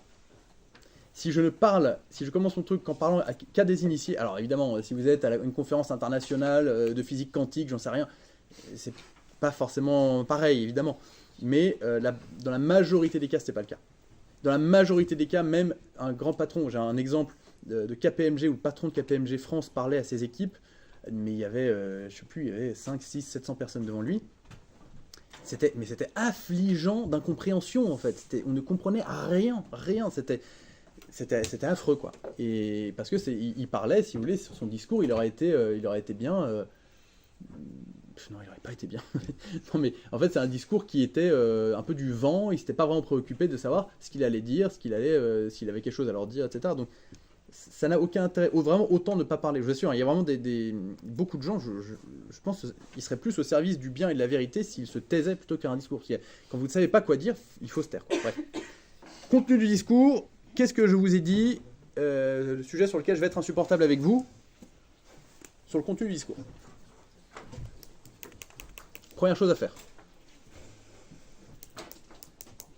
Je vous l'ai dit tout à l'heure, oui. Oui, mais ça sera compris dans ce que je vais dire là. Je vous ai donné l'exemple de ceux qui parlent sans en avoir un. Voilà, merci beaucoup. Donc la première chose à faire, c'est de définir le message principal.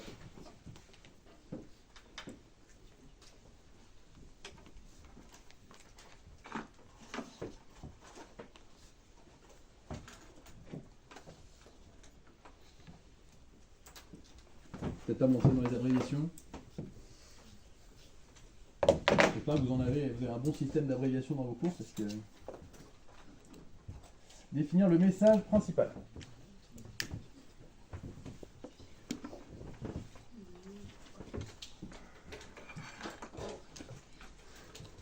Donc le message principal,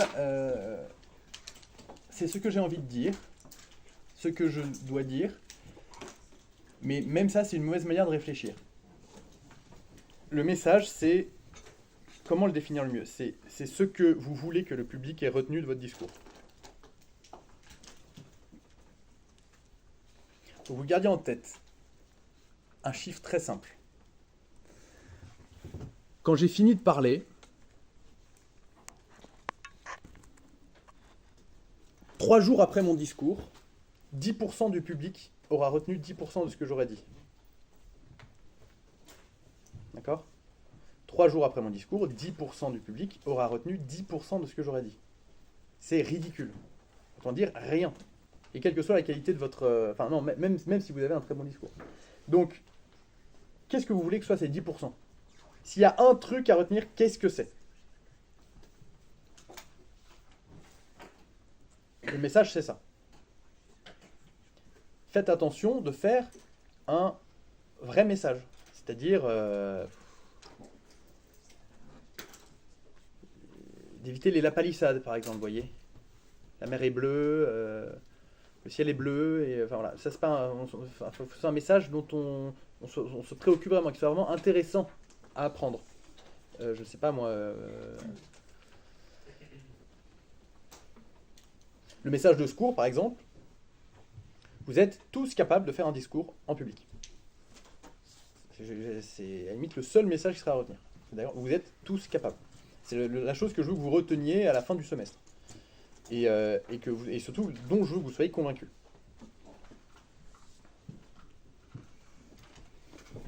Il est absolument capital que ce message, vous le définissiez donc avant, et même je vous conseille, moi, de l'écrire sur le haut de votre feuille. Comme ça vous évitera de faire des messages qui n'en sont pas. Moi, je le vois beaucoup quand on prépare des séminaires, ou on prépare des prêtres, ou je sais pas quoi.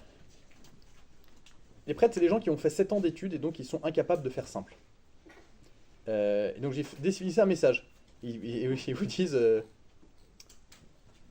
l'importance du pardon. Je dis, c'est pas un message. Un message, c'est sujet, verbe, complément. C'est une phrase complète, courte, simple. Alors soit ils font juste 2 mots comme ça qui ne veulent rien dire, soit ils font au contraire une phrase tunnel énorme, vous savez, le truc horrible.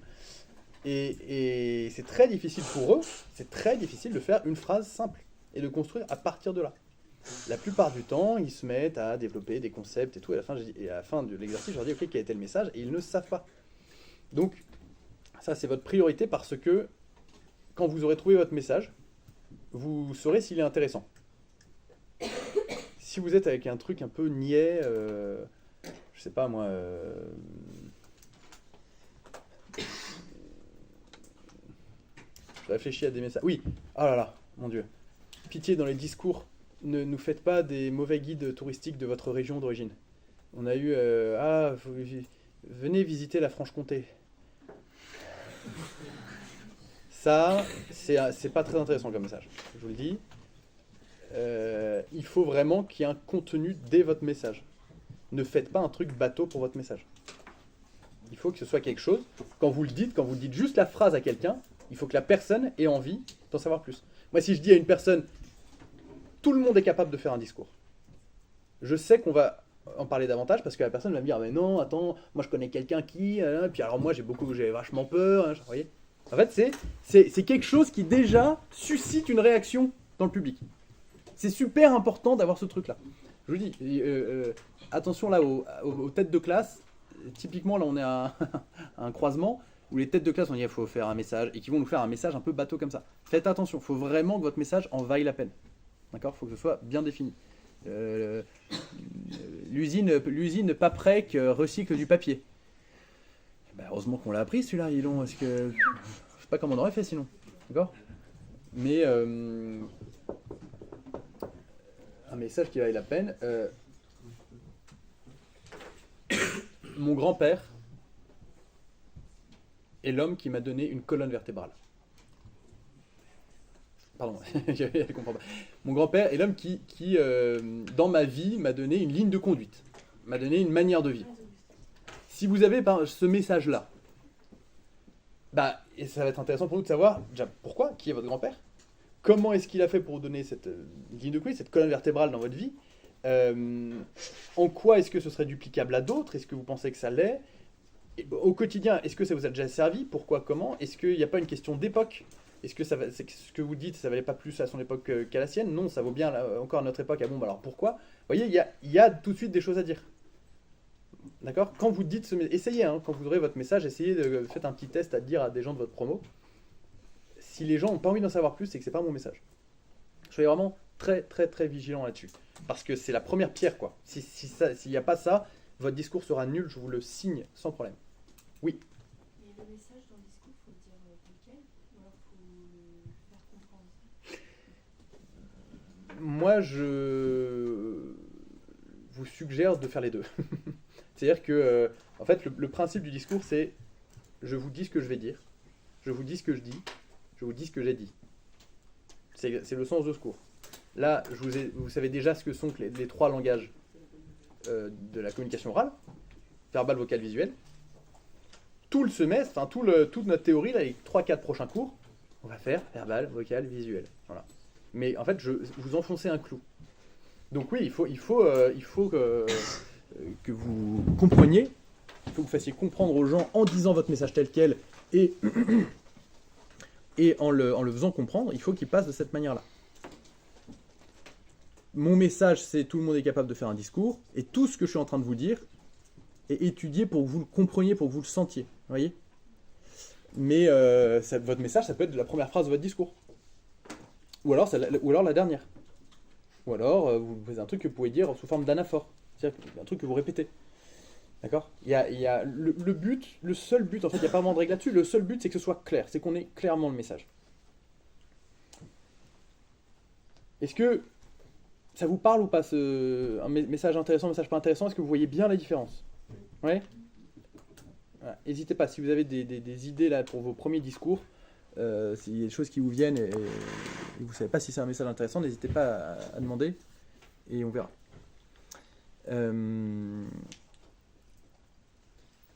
Oui. Mais par exemple, là, sur la fille qui a fait sur la peur de parler en public, c'était quoi son message ? C'était que elle-même, en fait, son message, elle l'incarnait parce qu'on savait tous ce qu'elle ressentait. Et donc, c'était la peur de parler en public, ça se surmonte. Et c'était justement un message qui passait parfaitement bien parce que, comme tout le monde savait de qui il s'agissait, on savait que chaque seconde pour elle était une torture. Et donc, on se disait, en fait, à la fin, on s'est dit, purée, si elle l'a fait, oui, effectivement, tout le monde peut le faire. Et donc, même moi, ça m'a servi parce qu'il y avait d'autres élèves qui disaient, ah, monsieur, moi, j'ai pas trop envie de le faire, le discours. J'ai dit, en fait, elle l'a fait. Donc, c'est bon, vous le faites. Et du coup, tout le monde l'a fait sans difficulté parce que, si vous voulez, ça a eu un vrai impact, quoi. Mais,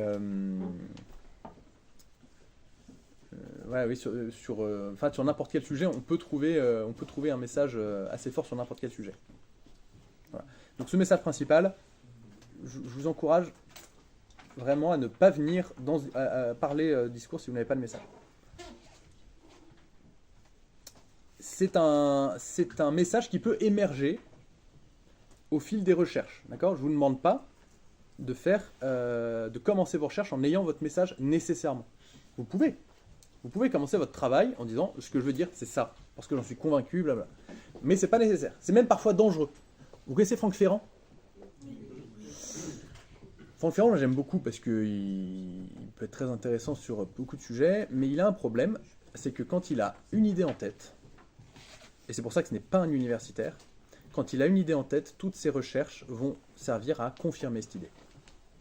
Ça, c'est pas une démarche de recherche, c'est pas une démarche honnête. C'est pas comme ça forcément qu'on doit fonctionner. C'est soit vous avez vécu quelque chose dans votre chair, dans votre vie, où vous êtes sûr de ce que vous allez dire. J'étais au fond du trou, je me suis relevé, et tout le monde est capable, si moi j'y suis arrivé, tout le monde est capable de se relever, par exemple. Et là, vous allez formuler votre truc, vous allez faire peut-être si nécessaire des recherches. Mais ça, c'est pas forcément une bonne manière de faire pour tout. C'est-à-dire que quand vous aurez vos sujets, si je vous donne la guerre de Vendée, Bah, la bonne démarche, c'est pas de dire ouais, moi je suis d'une famille de droite, royaliste, catholique, donc la garde Vendée, bah voilà, il y a les méchants et les gentils. Pas très intéressant, voyez. Vous avez le droit d'avoir vos idées, évidemment, mais ce qu'il faut, c'est d'abord passer ça au crible d'une recherche honnête.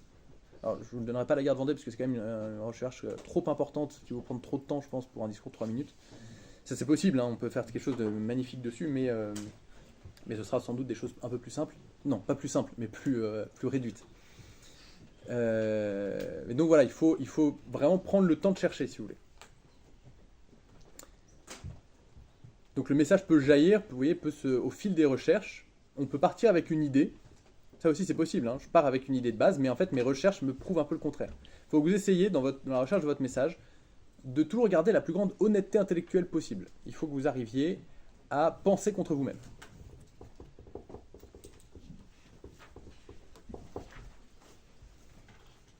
Comment fait-on pour penser contre soi-même ?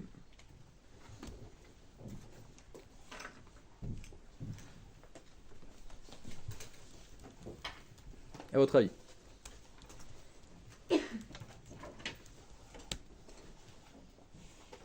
Oui ? Il y a des gens, d'autres personnes, ce qu'ils pensent de ça, tout ça, et croiser leur point de vue. Oui. Très bien. Oui. Rechercher des éléments qui vont contre ce qu'on soutient. Exactement. Et pour ça, vous avez largement de quoi faire avec Internet. Et donc je vous suggère fortement, si vous êtes de gauche, d'aller bouffer des intellectuels de droite, et vice-versa. D'accord ? Donc si vous êtes de droite, je vous conseille très fortement d'aller écouter, comment il s'appelle, Franck Lepage. Ça vous parle, Franck Lepage ? Qui connaît ? Et sur YouTube, c'est un type, ça va vous faire peur, mais ne vous inquiétez pas, hein. C'est un type qui a des conférences qui vont jusqu'à 6 heures de temps. Mais, en fait, c'est des conférences, c'est tellement simple quand il parle qu'on ne voit pas le temps passer. Donc vous mettez Franck Lepage, pendant ce temps, soit vous faites un long trajet en voiture, soit vous faites votre vaisselle, ou vous prenez votre douche, faites ce que vous voulez. Mais Franck Lepage, il est passionnant. Mais c'est un type de gauche, mais la gauche libertaire, mais le plus basique et plus 68 arts qu'on puisse trouver. Mais c'est très intéressant. Parce que, pour le coup, c'est documenté. Pour le coup, c'est un type qui lui-même a appris à penser contre lui-même. Et donc, ça vaut réellement la peine. Vous pouvez écouter aussi, mais c'est dommage parce qu'il est un peu arrogant, François Bégodeau. Et lire François Bégodeau.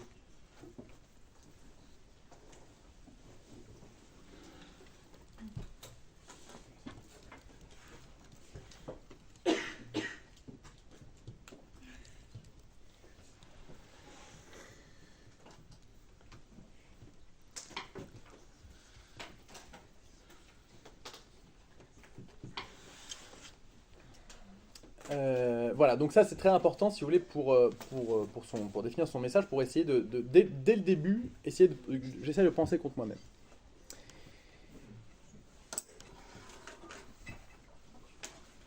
Une fois que votre message est fait, vous allez essayer de le faire admettre aux gens.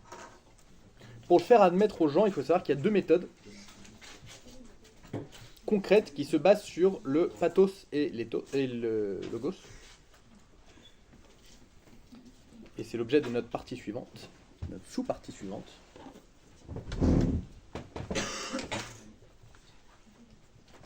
Comment est-ce que je fais pour que vous croyiez quelque chose ? J'ai 2 méthodes, 2 mots. Il faut que j'arrive à vous en... J'ai entendu les deux, c'est bien. Convaincre et persuader.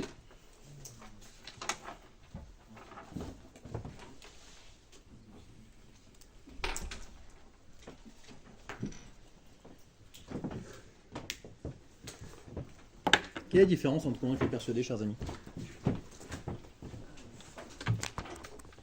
Oui. Gabin, pardon. Convaincre, c'est par les arguments et persuader par les sentiments, non ? Oui, on peut le dire autrement. Il a dit convaincre, c'est par les arguments, persuader par les sentiments.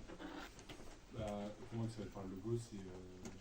Voilà. Et persuader par le pathos. Voilà, exactement. Et donc, lorsque je veux convaincre, eh bien, je fais appel aux arguments rationnels, qu'on appelle des arguments externes. Des arguments qui sont en général basés sur des faits concrets, vérifiables, des chiffres, des données scientifiques, ou des faits historiques avérés.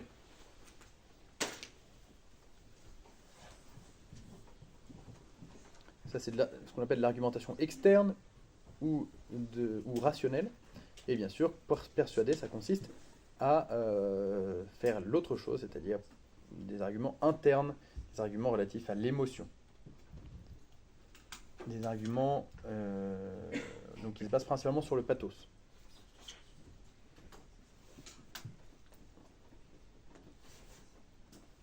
Alors, je vous donne 5 conseils d'un auteur américain qui n'est pas très intéressant, mais qui...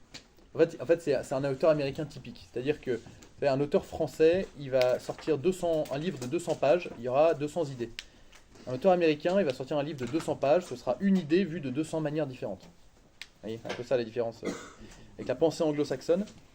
Il s'appelle Dale Carnegie, ou Carnegie.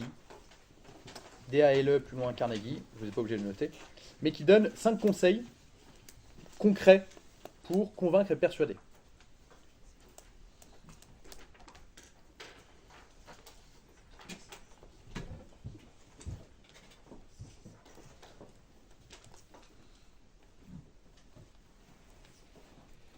Déjà, dans le côté de persuader, on humanise la présentation.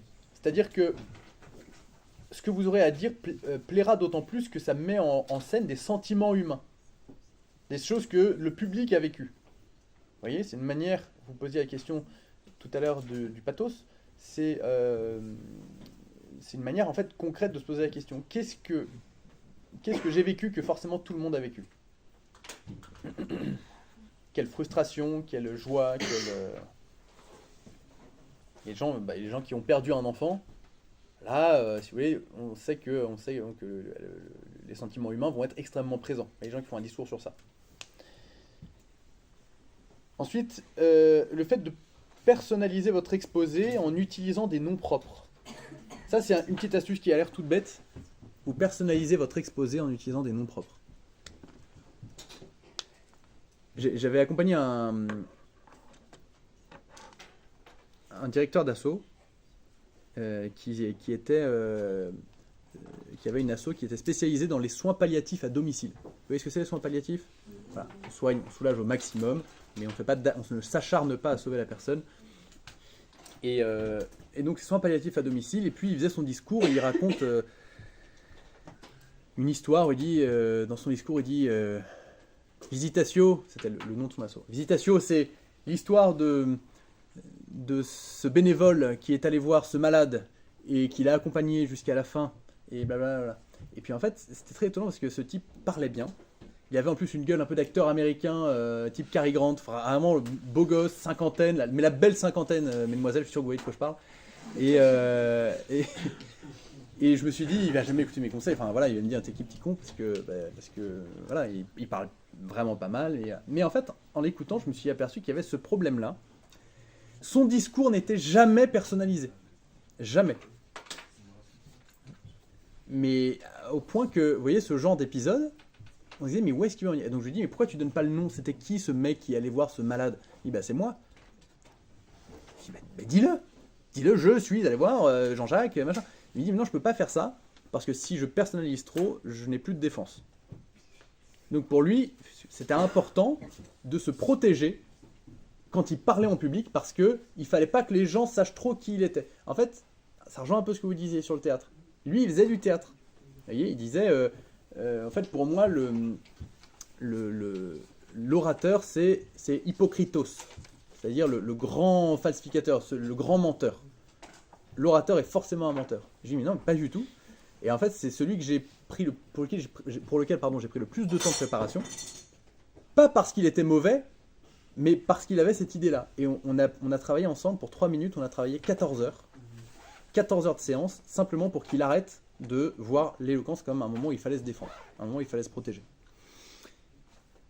Et donc il a parlé, il a fait son discours le jour J, et à la fin il m'a dit je n'ai jamais pris autant de plaisir à parler en public.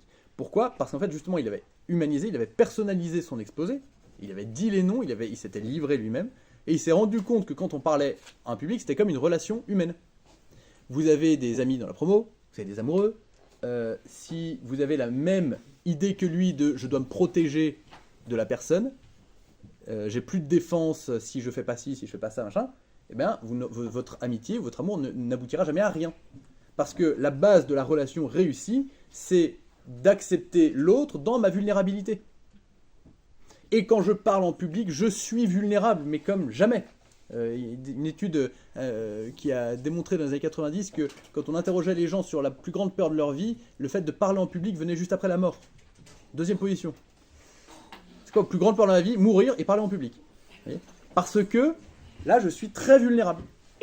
Et vous l'aurez toujours. Hein, enfin, si vous avez plus peur de parler en public, à mon avis, c'est que vous devenez mauvais.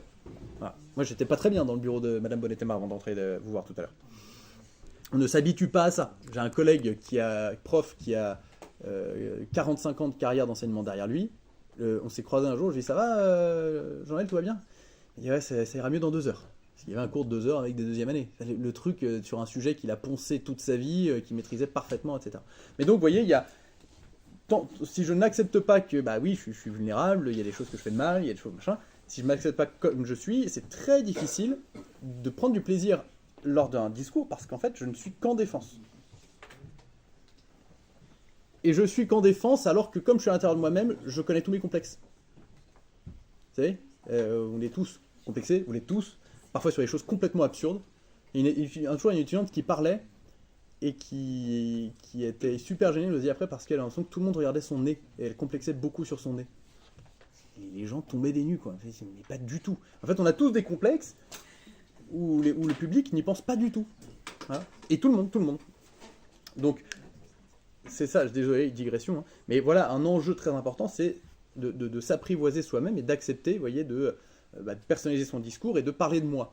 Et de ne pas forcément se mettre à distance du discours. Autre astuce, autre conseil pour le convaincre ou persuader, là c'est plutôt convaincre en l'occurrence, c'est d'être précis. Soyez précis quand vous parlez. QQOQCP. Retenez ces lettres-là. QQOQCP.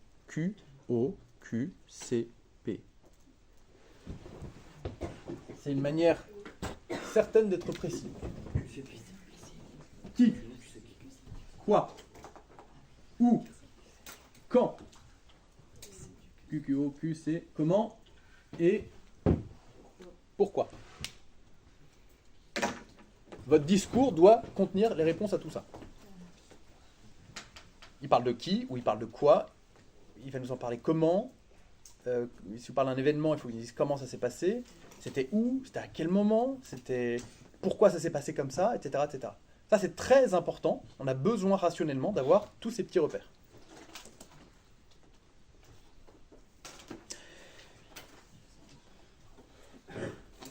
Il y a une chose qui fonctionne bien et que vous négligez beaucoup.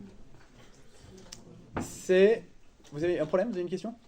Dites, hein. Il y a quelque chose que vous n'avez pas eu ? Moi j'ai une question.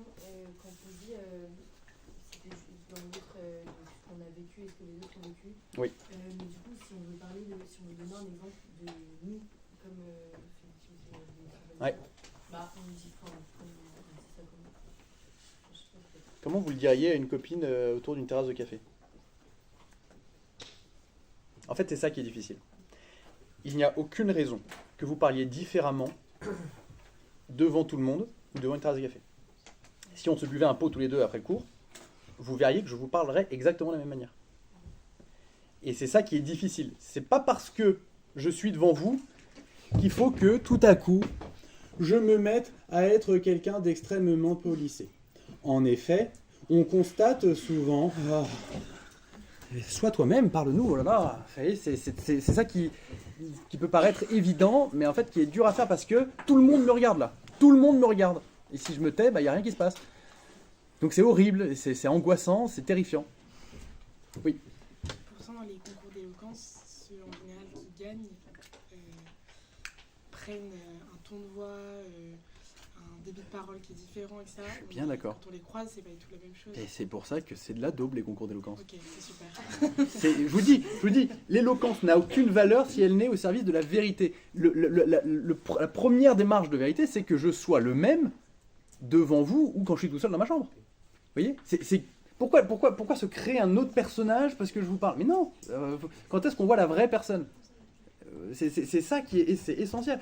Les concours d'éloquence, vraiment, hein, soyez prudents avec ça. Ne vous y fiez pas, c'est très mauvais. C'est la plupart du temps par des gens qui ne savent pas ce que c'est que l'éloquence, qui ne peuvent pas parler sans papier. C'est aberrant. Ces mecs qui sont censés être des têtes, HEC, machin, vous leur enlevez leur papier. Ah, regarde ça, papier. Mais il n'y a pas besoin de papier en fait pour parler aux gens. Enfin, vous voyez?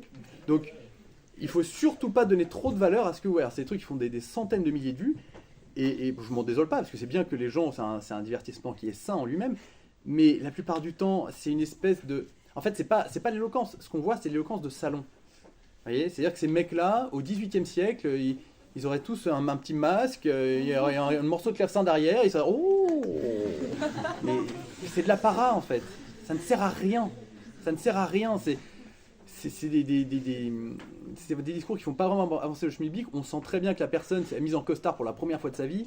Enfin voilà, c'est pas très intéressant. C'est très bien de se mettre en costard. Hein. Je vous encourage à bien vous habiller quand vous parlez parce que c'est une marque de respect que vous donnez aux gens. Mais il y a tellement peu de vérité. En fait, je trouve ça fatigant moi. J'avoue que j'ai essayé de regarder des discours sur YouTube, trucs d'éloquence, et en fait, je trouve ça sincèrement ennuyeux.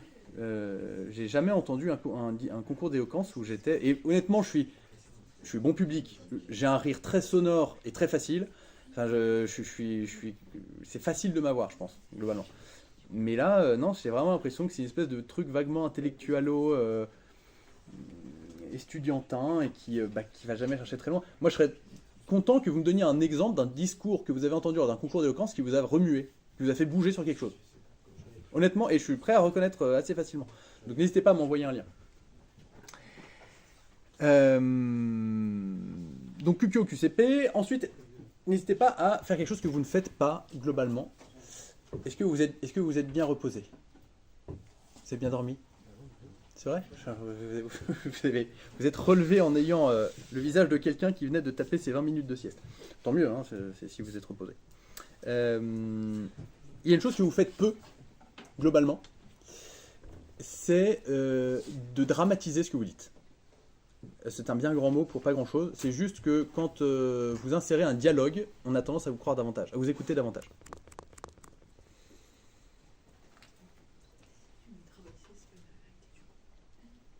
Comment? Dramatiser, non, c'est au sens... vous allez comprendre, c'est simplement, quand je dramatise, ça veut dire... Ça veut pas dire rendre les choses plus graves qu'elles ne sont. C'est au sens de l'art dramatique. C'est-à-dire vous jouez le dialogue qui s'est fait. Au lieu de dire mon prof d'histoire de 3e m'avait dit que je n'arriverais jamais à avoir mon bac. Au lieu de dire ça, vous dites quand j'étais en 3e, mon prof d'histoire m'a dit de venir à la fin du cours. Il dit, vous savez, Alban, ça fait plusieurs semaines que j'observe, là vous prenez un très mauvais chemin, et je vous garantis une chose, c'est que vous n'aurez jamais votre bac. Puis, monsieur, et pourquoi vous me dites ça? Là, je dramatise. Alors que le premier truc que j'ai fait, j'ai pas dramatisé. C'est tout. Hein. C'est juste jouer le dialogue que vous avez fait. En fait, là, et vous ne vous en rendez pas compte, moi je m'en suis aperçu, quand j'ai juste fait ce petit exemple à la noix, et ben vous étiez tous beaucoup plus à l'écoute que ce que j'avais fait juste avant, en disant, mon prof d'histoire m'a dit que... D'accord? Donc, jouez, faites le dialogue que vous faites. Je dis de faire le dialogue. Il ne faut pas que j'utilise le mot jouer parce que c'est un peu dangereux, je pense. D'accord? Je vous sens mal là-dessus. Il va nous faire un truc encore. Quand jouer le dialogue, c'est pas ah mon Dieu, pourquoi? Non, on y va tout doux. Vraiment, faites comme je l'ai fait là. C'est-à-dire comment vous le raconteriez à quelqu'un autour d'une terrasse de café. Quelle heure? 11h46. Dernière chose, dernier conseil, vous faites voir ce que vous présentez. C'est-à-dire que vous insérez, autant que faire se peut, des détails visuels.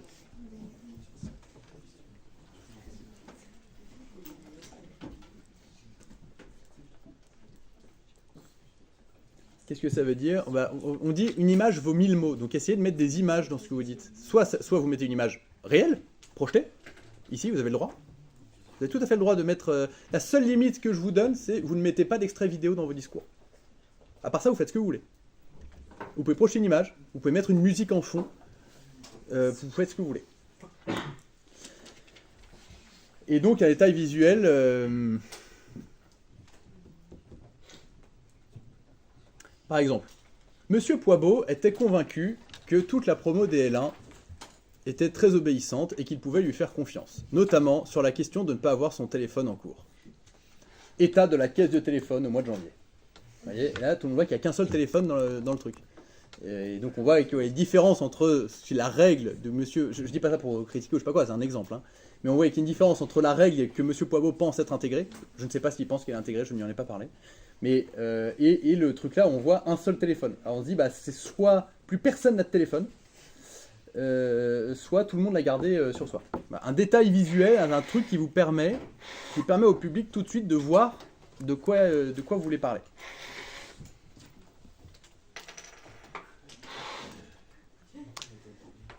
Le jour de mon bac, lorsque je suis arrivé dans la salle, j'étais persuadé d'avoir pris toutes mes affaires. En ouvrant ma trousse, je n'avais que ça. Et donc, dis donc, le pauvre, ça a dû être compliqué, il n'y avait pas de kinopine. Vous voyez, en fait, ça vous met, vous, le public, déjà dans une situation active où vous réfléchissez, où vous imaginez ce qui va être dit après, etc., etc. Parce qu'il y a un détail visuel qui a fait que... C'est pas vrai, hein, il ne m'est pas arrivé ça le jour de mon bac. Mais il y a un détail visuel qui vous a montré qu'il allait se passer quelque chose. Vous voyez, une image vaut 1000 mots. Ça, c'est vraiment un concept qui est très important. On a jusqu'à quelle heure? J'ai pas compris. Midi. Ok, très bien. 12 minutes. Est-ce qu'on a le temps de faire ça?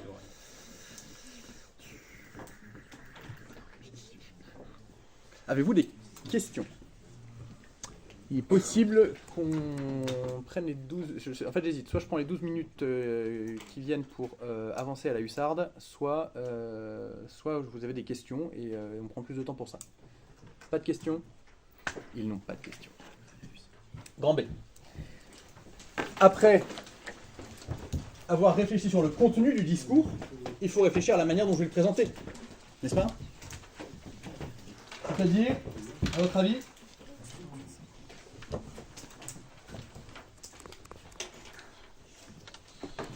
Sauras-tu compléter le texte à trous?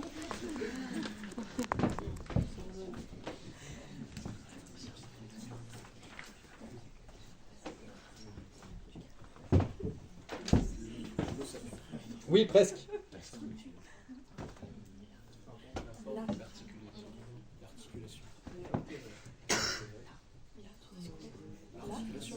Bah non. Si il n'écrit pas le mot, c'est que non. Je suis sûr que j'ai pas laissé assez de place. Non. Mais c'est synonyme. L'argumentation, c'est là-dedans.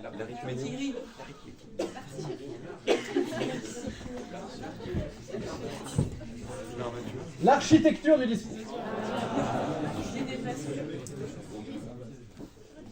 n'avez pas beaucoup de passé. Oui, l'architecture du discours.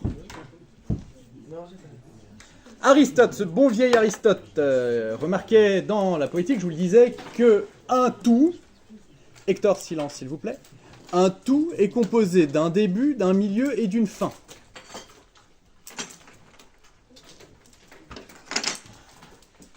Et bien, voilà-t-il pas que c'est original, on va suivre Aristote dans le plan.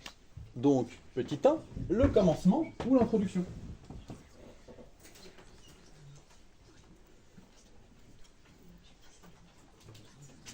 Il y a deux choses que je vous interdis de planter dans vos discours. C'est le début et la fin. Enfin, je vous interdis, vous faites bien ce que vous voulez, mais...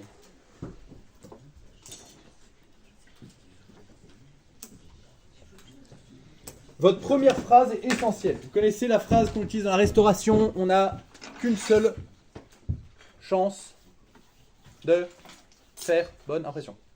On n'a qu'une seule chance de faire bonne impression. C'est comme ça, nous sommes ce que nous sommes. Alors oui, je sais, il ne faut pas juger sur les apparences, elles sont parfois trompeuses. Oui, c'est super, merci beaucoup. En attendant, l'être humain est comme ça, il juge sur les apparences. Donc, il ne faut pas se planter sur la première apparence. Je vous demande absolument d'éviter les débuts de discours foireux du style alors bon, j'ai pas l'habitude de parler en public. Alors ça, c'est l'angoisse absolue, il faut absolument pas le faire. En fait, il ne faut rien dire qui soit autre chose que votre discours. Votre premier mot, votre première lettre, tout doit être au service du discours. Donc, on commence par bon, du coup, non. Bon, alors moi, je vais vous parler de... Non, ça c'est non. Je ne vous interromps jamais quand vous faites votre discours, mais ça c'est le seul truc pour lequel je pourrais vous interrompre. Dire, on recommence. Je vous demande que la première phrase, on est déjà dans le discours, dès la première phrase. D'accord ? Parce que c'est comme dans votre disserte, c'est l'accroche. L'accroche dans votre disserte sert à nous donner envie de vous lire. Ça sert à ce que le correcteur qui doit se manger 60 copies ne désespère pas dès votre troisième mot. Là, c'est exactement pareil. On présente bien l'étalage, si vous voulez, pour que la personne rentre dans le magasin. C'est vraiment la même chose. On n'a qu'une seule chance de faire bonne impression. Donc, il faut que vous soigniez absolument ce truc-là. C'est la seule et unique chose pour laquelle je vous suggère d'apprendre mot à mot. La première et la dernière phrase. Le reste, vraiment, je vous supplie de ne pas le faire, parce que ça ne sert à rien d'apprendre par cœur. C'est même dangereux, vous vous mettez en danger. Mais la première phrase, apprenez-la par cœur. Enfin, de toute façon, vous allez tellement répéter que vous la saurez par cœur. Mais c'est le truc qui doit être du mot à mot, parce que c'est la chose à soigner, l'effet doit réussir. Il faut gérer absolument les 3 langages à ce moment-là. Et donc, on fait très attention à ça. La phrase doit être courte, simple, intelligible par tous et donner envie d'aller plus loin. Je sais pas, un directeur, vous voyez, qui parle à ses équipes. Il y a 2 manières enfin, quelqu'un qui va annoncer à ses équipes qu'il va partir. Il y a 2 manières. C'est-à-dire, bon alors merci à toutes et tous d'être là. Alors voilà, bon, je croyais que c'était important de vous réunir. Donc là, on dirait, qu'est-ce qu'il veut dire. Ah ouais, on n'écoute rien, tous les mots qui sont dits avant le message, c'est que de la fioriture. Autre manière, c'est la dernière fois que je vous parle. Oh putain, tout le monde dit qu'est-ce qui va se passer, qu'est-ce qu'il va nous dire. Un truc qui accroche tout de suite, et là vous voyez, en fait, c'est très proche du message. Le message c'est je me tire, c'est la dernière fois que je vous parle. Oui, effectivement, un cousinage. Donc on peut tout à fait avoir une grande proximité entre la première phrase et le message. Il n'y a absolument aucune difficulté. Tu vois, ça permet de comprendre les enjeux de ce qui va se dérouler dans la prise de parole. Il faut être assez juste là-dedans, c'est-à-dire il ne faut pas être trop provoque. En même temps, il ne faut vraiment pas hésiter à sortir de sa zone de confort. J'avais un directeur d'assaut qui s'occupait de réinsertion de détenus. Et sa première phrase, on a travaillé pour que ce soit... Alors c'est difficile parce que vous avez 12 assauts. Donc 12 premières phrases qu'il doivent accrocher, c'est pas facile. Donc à chaque fois, il faut faire un truc un peu plus taquin. Et lui, c'était, ce soir, je viens vous parler de ceux dont on n'entend jamais parler, les taulards. Et là, alors, vraiment dans la petite salle de l'Olympia, avec toutes les bonnes personnes de la société parisienne, c'était « Oh, les taulards, comment ?» Et en fait, ça a eu son petit effet, vous voyez, de qu'est-ce qui va nous sortir, quoi. Pourquoi je dis qu'il faut sortir de sa zone de confort? Parce que pour lui, c'était pas forcément naturel de démarrer par là. Parce que la plupart du temps, dans les discours, on a peur de la manière dont les gens dont on parle vont interpréter nos paroles. Ah bah non, je vais pas être prisonnier, je vais pas dire les taulards. En fait, les taulards, ils en ont rien à foutre. Les taulards s'appellent des taulards. Ah bah non, je vais surtout pas dire les handicapés, je vais dire les personnes en situation de handicap. Mais vous êtes cons, on est handicapés, les mecs. On est handicapés, vous voyez. Et en fait, il y a une espèce de prudence langagière qui est toujours là. Et le problème, c'est que cette prudence langagière n'a aucune limite. Alors, vous avez des personnes en situation d'obésité, vous avez des personnes en situation de doute, des personnes en situation... C'est infini, c'est infini. Donc, pour cette première phrase, il faut toujours regarder les expressions les plus claires, parce que ça permet aussi, dans ce cas de figure, de montrer que vous n'avez pas peur de dire les mots tels qu'ils sont. J'ai eu un autre directeur d'assaut qui était major dans son lycée à Franklin, qui était major dans sa prépa, qui a fait l'ENA, qui a fait Normal Sup. Et il s'occupait de développer une asso qui donnait aux enfants des livres pour développer leur langage. En fait, il y a des études assez précises et régulières, récurrentes, qui montrent que dans les 1000 premiers jours de l'enfant, si vous l'habituez à un bon langage, sa vie sera différente. C'est-à-dire que, oui, moi l'autre jour, j'étais dans un supermarché, et mon fils qui était par terre, et une dame derrière qui lui dit « Ah non, faut pas être par terre, c'est caca, c'est baba, c'est beau !» Je vous jure, hein, je cite la citation, guillemets, tout. C'est caca, c'est baba, c'est beau. Mon enfant a regardé, il dit, c'est sale quoi en fait. Voilà. Mais en fait, il y a des gens qui n'ont vraiment pas du tout cette habitude de parler aux enfants comme à des adultes. Bah, c'est dommage parce que vous déterminez totalement leur manière de se développer, leur manière d'appréhender le monde dans les petites classes et de plus en plus. Donc, ce type-là, je finis cet exemple et après ce sera la fin du cours. Donc ce type-là avait fait des études incroyables et il était évidemment, s'il vous plaît, 3 minutes encore. Et il était évidemment au contact de familles ultra pauvres. Non, au contraire, enfin, dans sa vie oui, mais quand il a commencé à s'occuper de son asso, il bossait dans les banlieues, il avait des familles d'immigrés, c'était l'horreur en termes de langage, parce que la plupart du temps, en plus, les enfants n'apprenaient même pas le français, donc il connaissait... À 5 ans, ils commençaient à parler la langue des parents, mais ils arrivaient à l'école à 3 ans, ils étaient incapables de parler français et de le comprendre surtout. Et donc, il parlait de ça et je lui dis, bah, tu vois, c'était quelqu'un de très très humble, très modeste. Il y avait une espèce de complexe d'avoir fait de très belles études et donc il ne voulait pas en parler. Et je dis, bah écoute, ton discours, on va le commencer avec tout ton pédigré. Tu vas dire, je suis sorti major du lycée Franklin. J'ai fait ça. Ensuite, j'ai intégré dans la suite. Ensuite, voilà. Et pour lui, c'était horrible de faire ça parce que maintenant, c'est méprisant, c'est horrible. La veille, à 20h, il m'a appelé, il m'a dit il faut qu'on change l'intro absolument. Je me sens pas du tout. Je lui ai dit écoute, tu fais ce que tu veux. Moi, la veille, à 20h, je ne touche plus à rien. Donc, si tu veux changer, tu changes, mais tu te débrouilles. Sa famille lui disait mais non, c'est méprisant, c'est horrible, c'est machin. Il fait son truc. Et dans la salle, il y avait des lycées qui étaient venus aider. Et donc, il y a eu une espèce de mouvement qui s'est créé, parce qu'il a dit, j'étais au lycée Franklin, et Z, lycée Franklin qui était là, qui ont fait, ouais, ensuite j'étais là, prépa machin, ouais, les gens faisaient ça sans trop savoir pourquoi. Et en fait, ils l'ont fait à chaque fois, et à la fin, j'ai intégré l'ENA, et là tout le monde fait, ouais, et donc le type commence son intro avec une ovation. En fait, j'avais pas du tout prévu ça, hein, je savais pas du tout que ça se passait comme ça, mais ce que je savais en revanche, c'est qu'il y aurait le même effet que ce qui s'est passé chez vous là, quand je l'ai dit, c'est que vous êtes au moins 15 à avoir fait oh, waouh. Et c'est pas pour dire regardez comme vous êtes des daubes et moi comme je suis intelligent, c'est pas ça, c'est pour dire tout ça c'est bien gentil, mais en fait ça ne sert, pour moi ça n'a de sens que si je le mets au service de ceux qui ne peuvent pas y accéder. C'était ça le sens du discours, vous voyez. Et son intro a cartonné grâce à ça. Donc, c'est pour ça que je vous dis, l'introduction, ce début-là, il peut servir à vous sortir de votre zone de confort. C'est important vraiment de ne pas le négliger. La prochaine fois, je vous demande de le retenir parce que moi je vais l'oublier. La prochaine fois, on va voir 7 possibilités de commencer une intro. D'accord ? 7 possibilités de commencer une intro. Vous retenez bien ça. Merci beaucoup. Merci.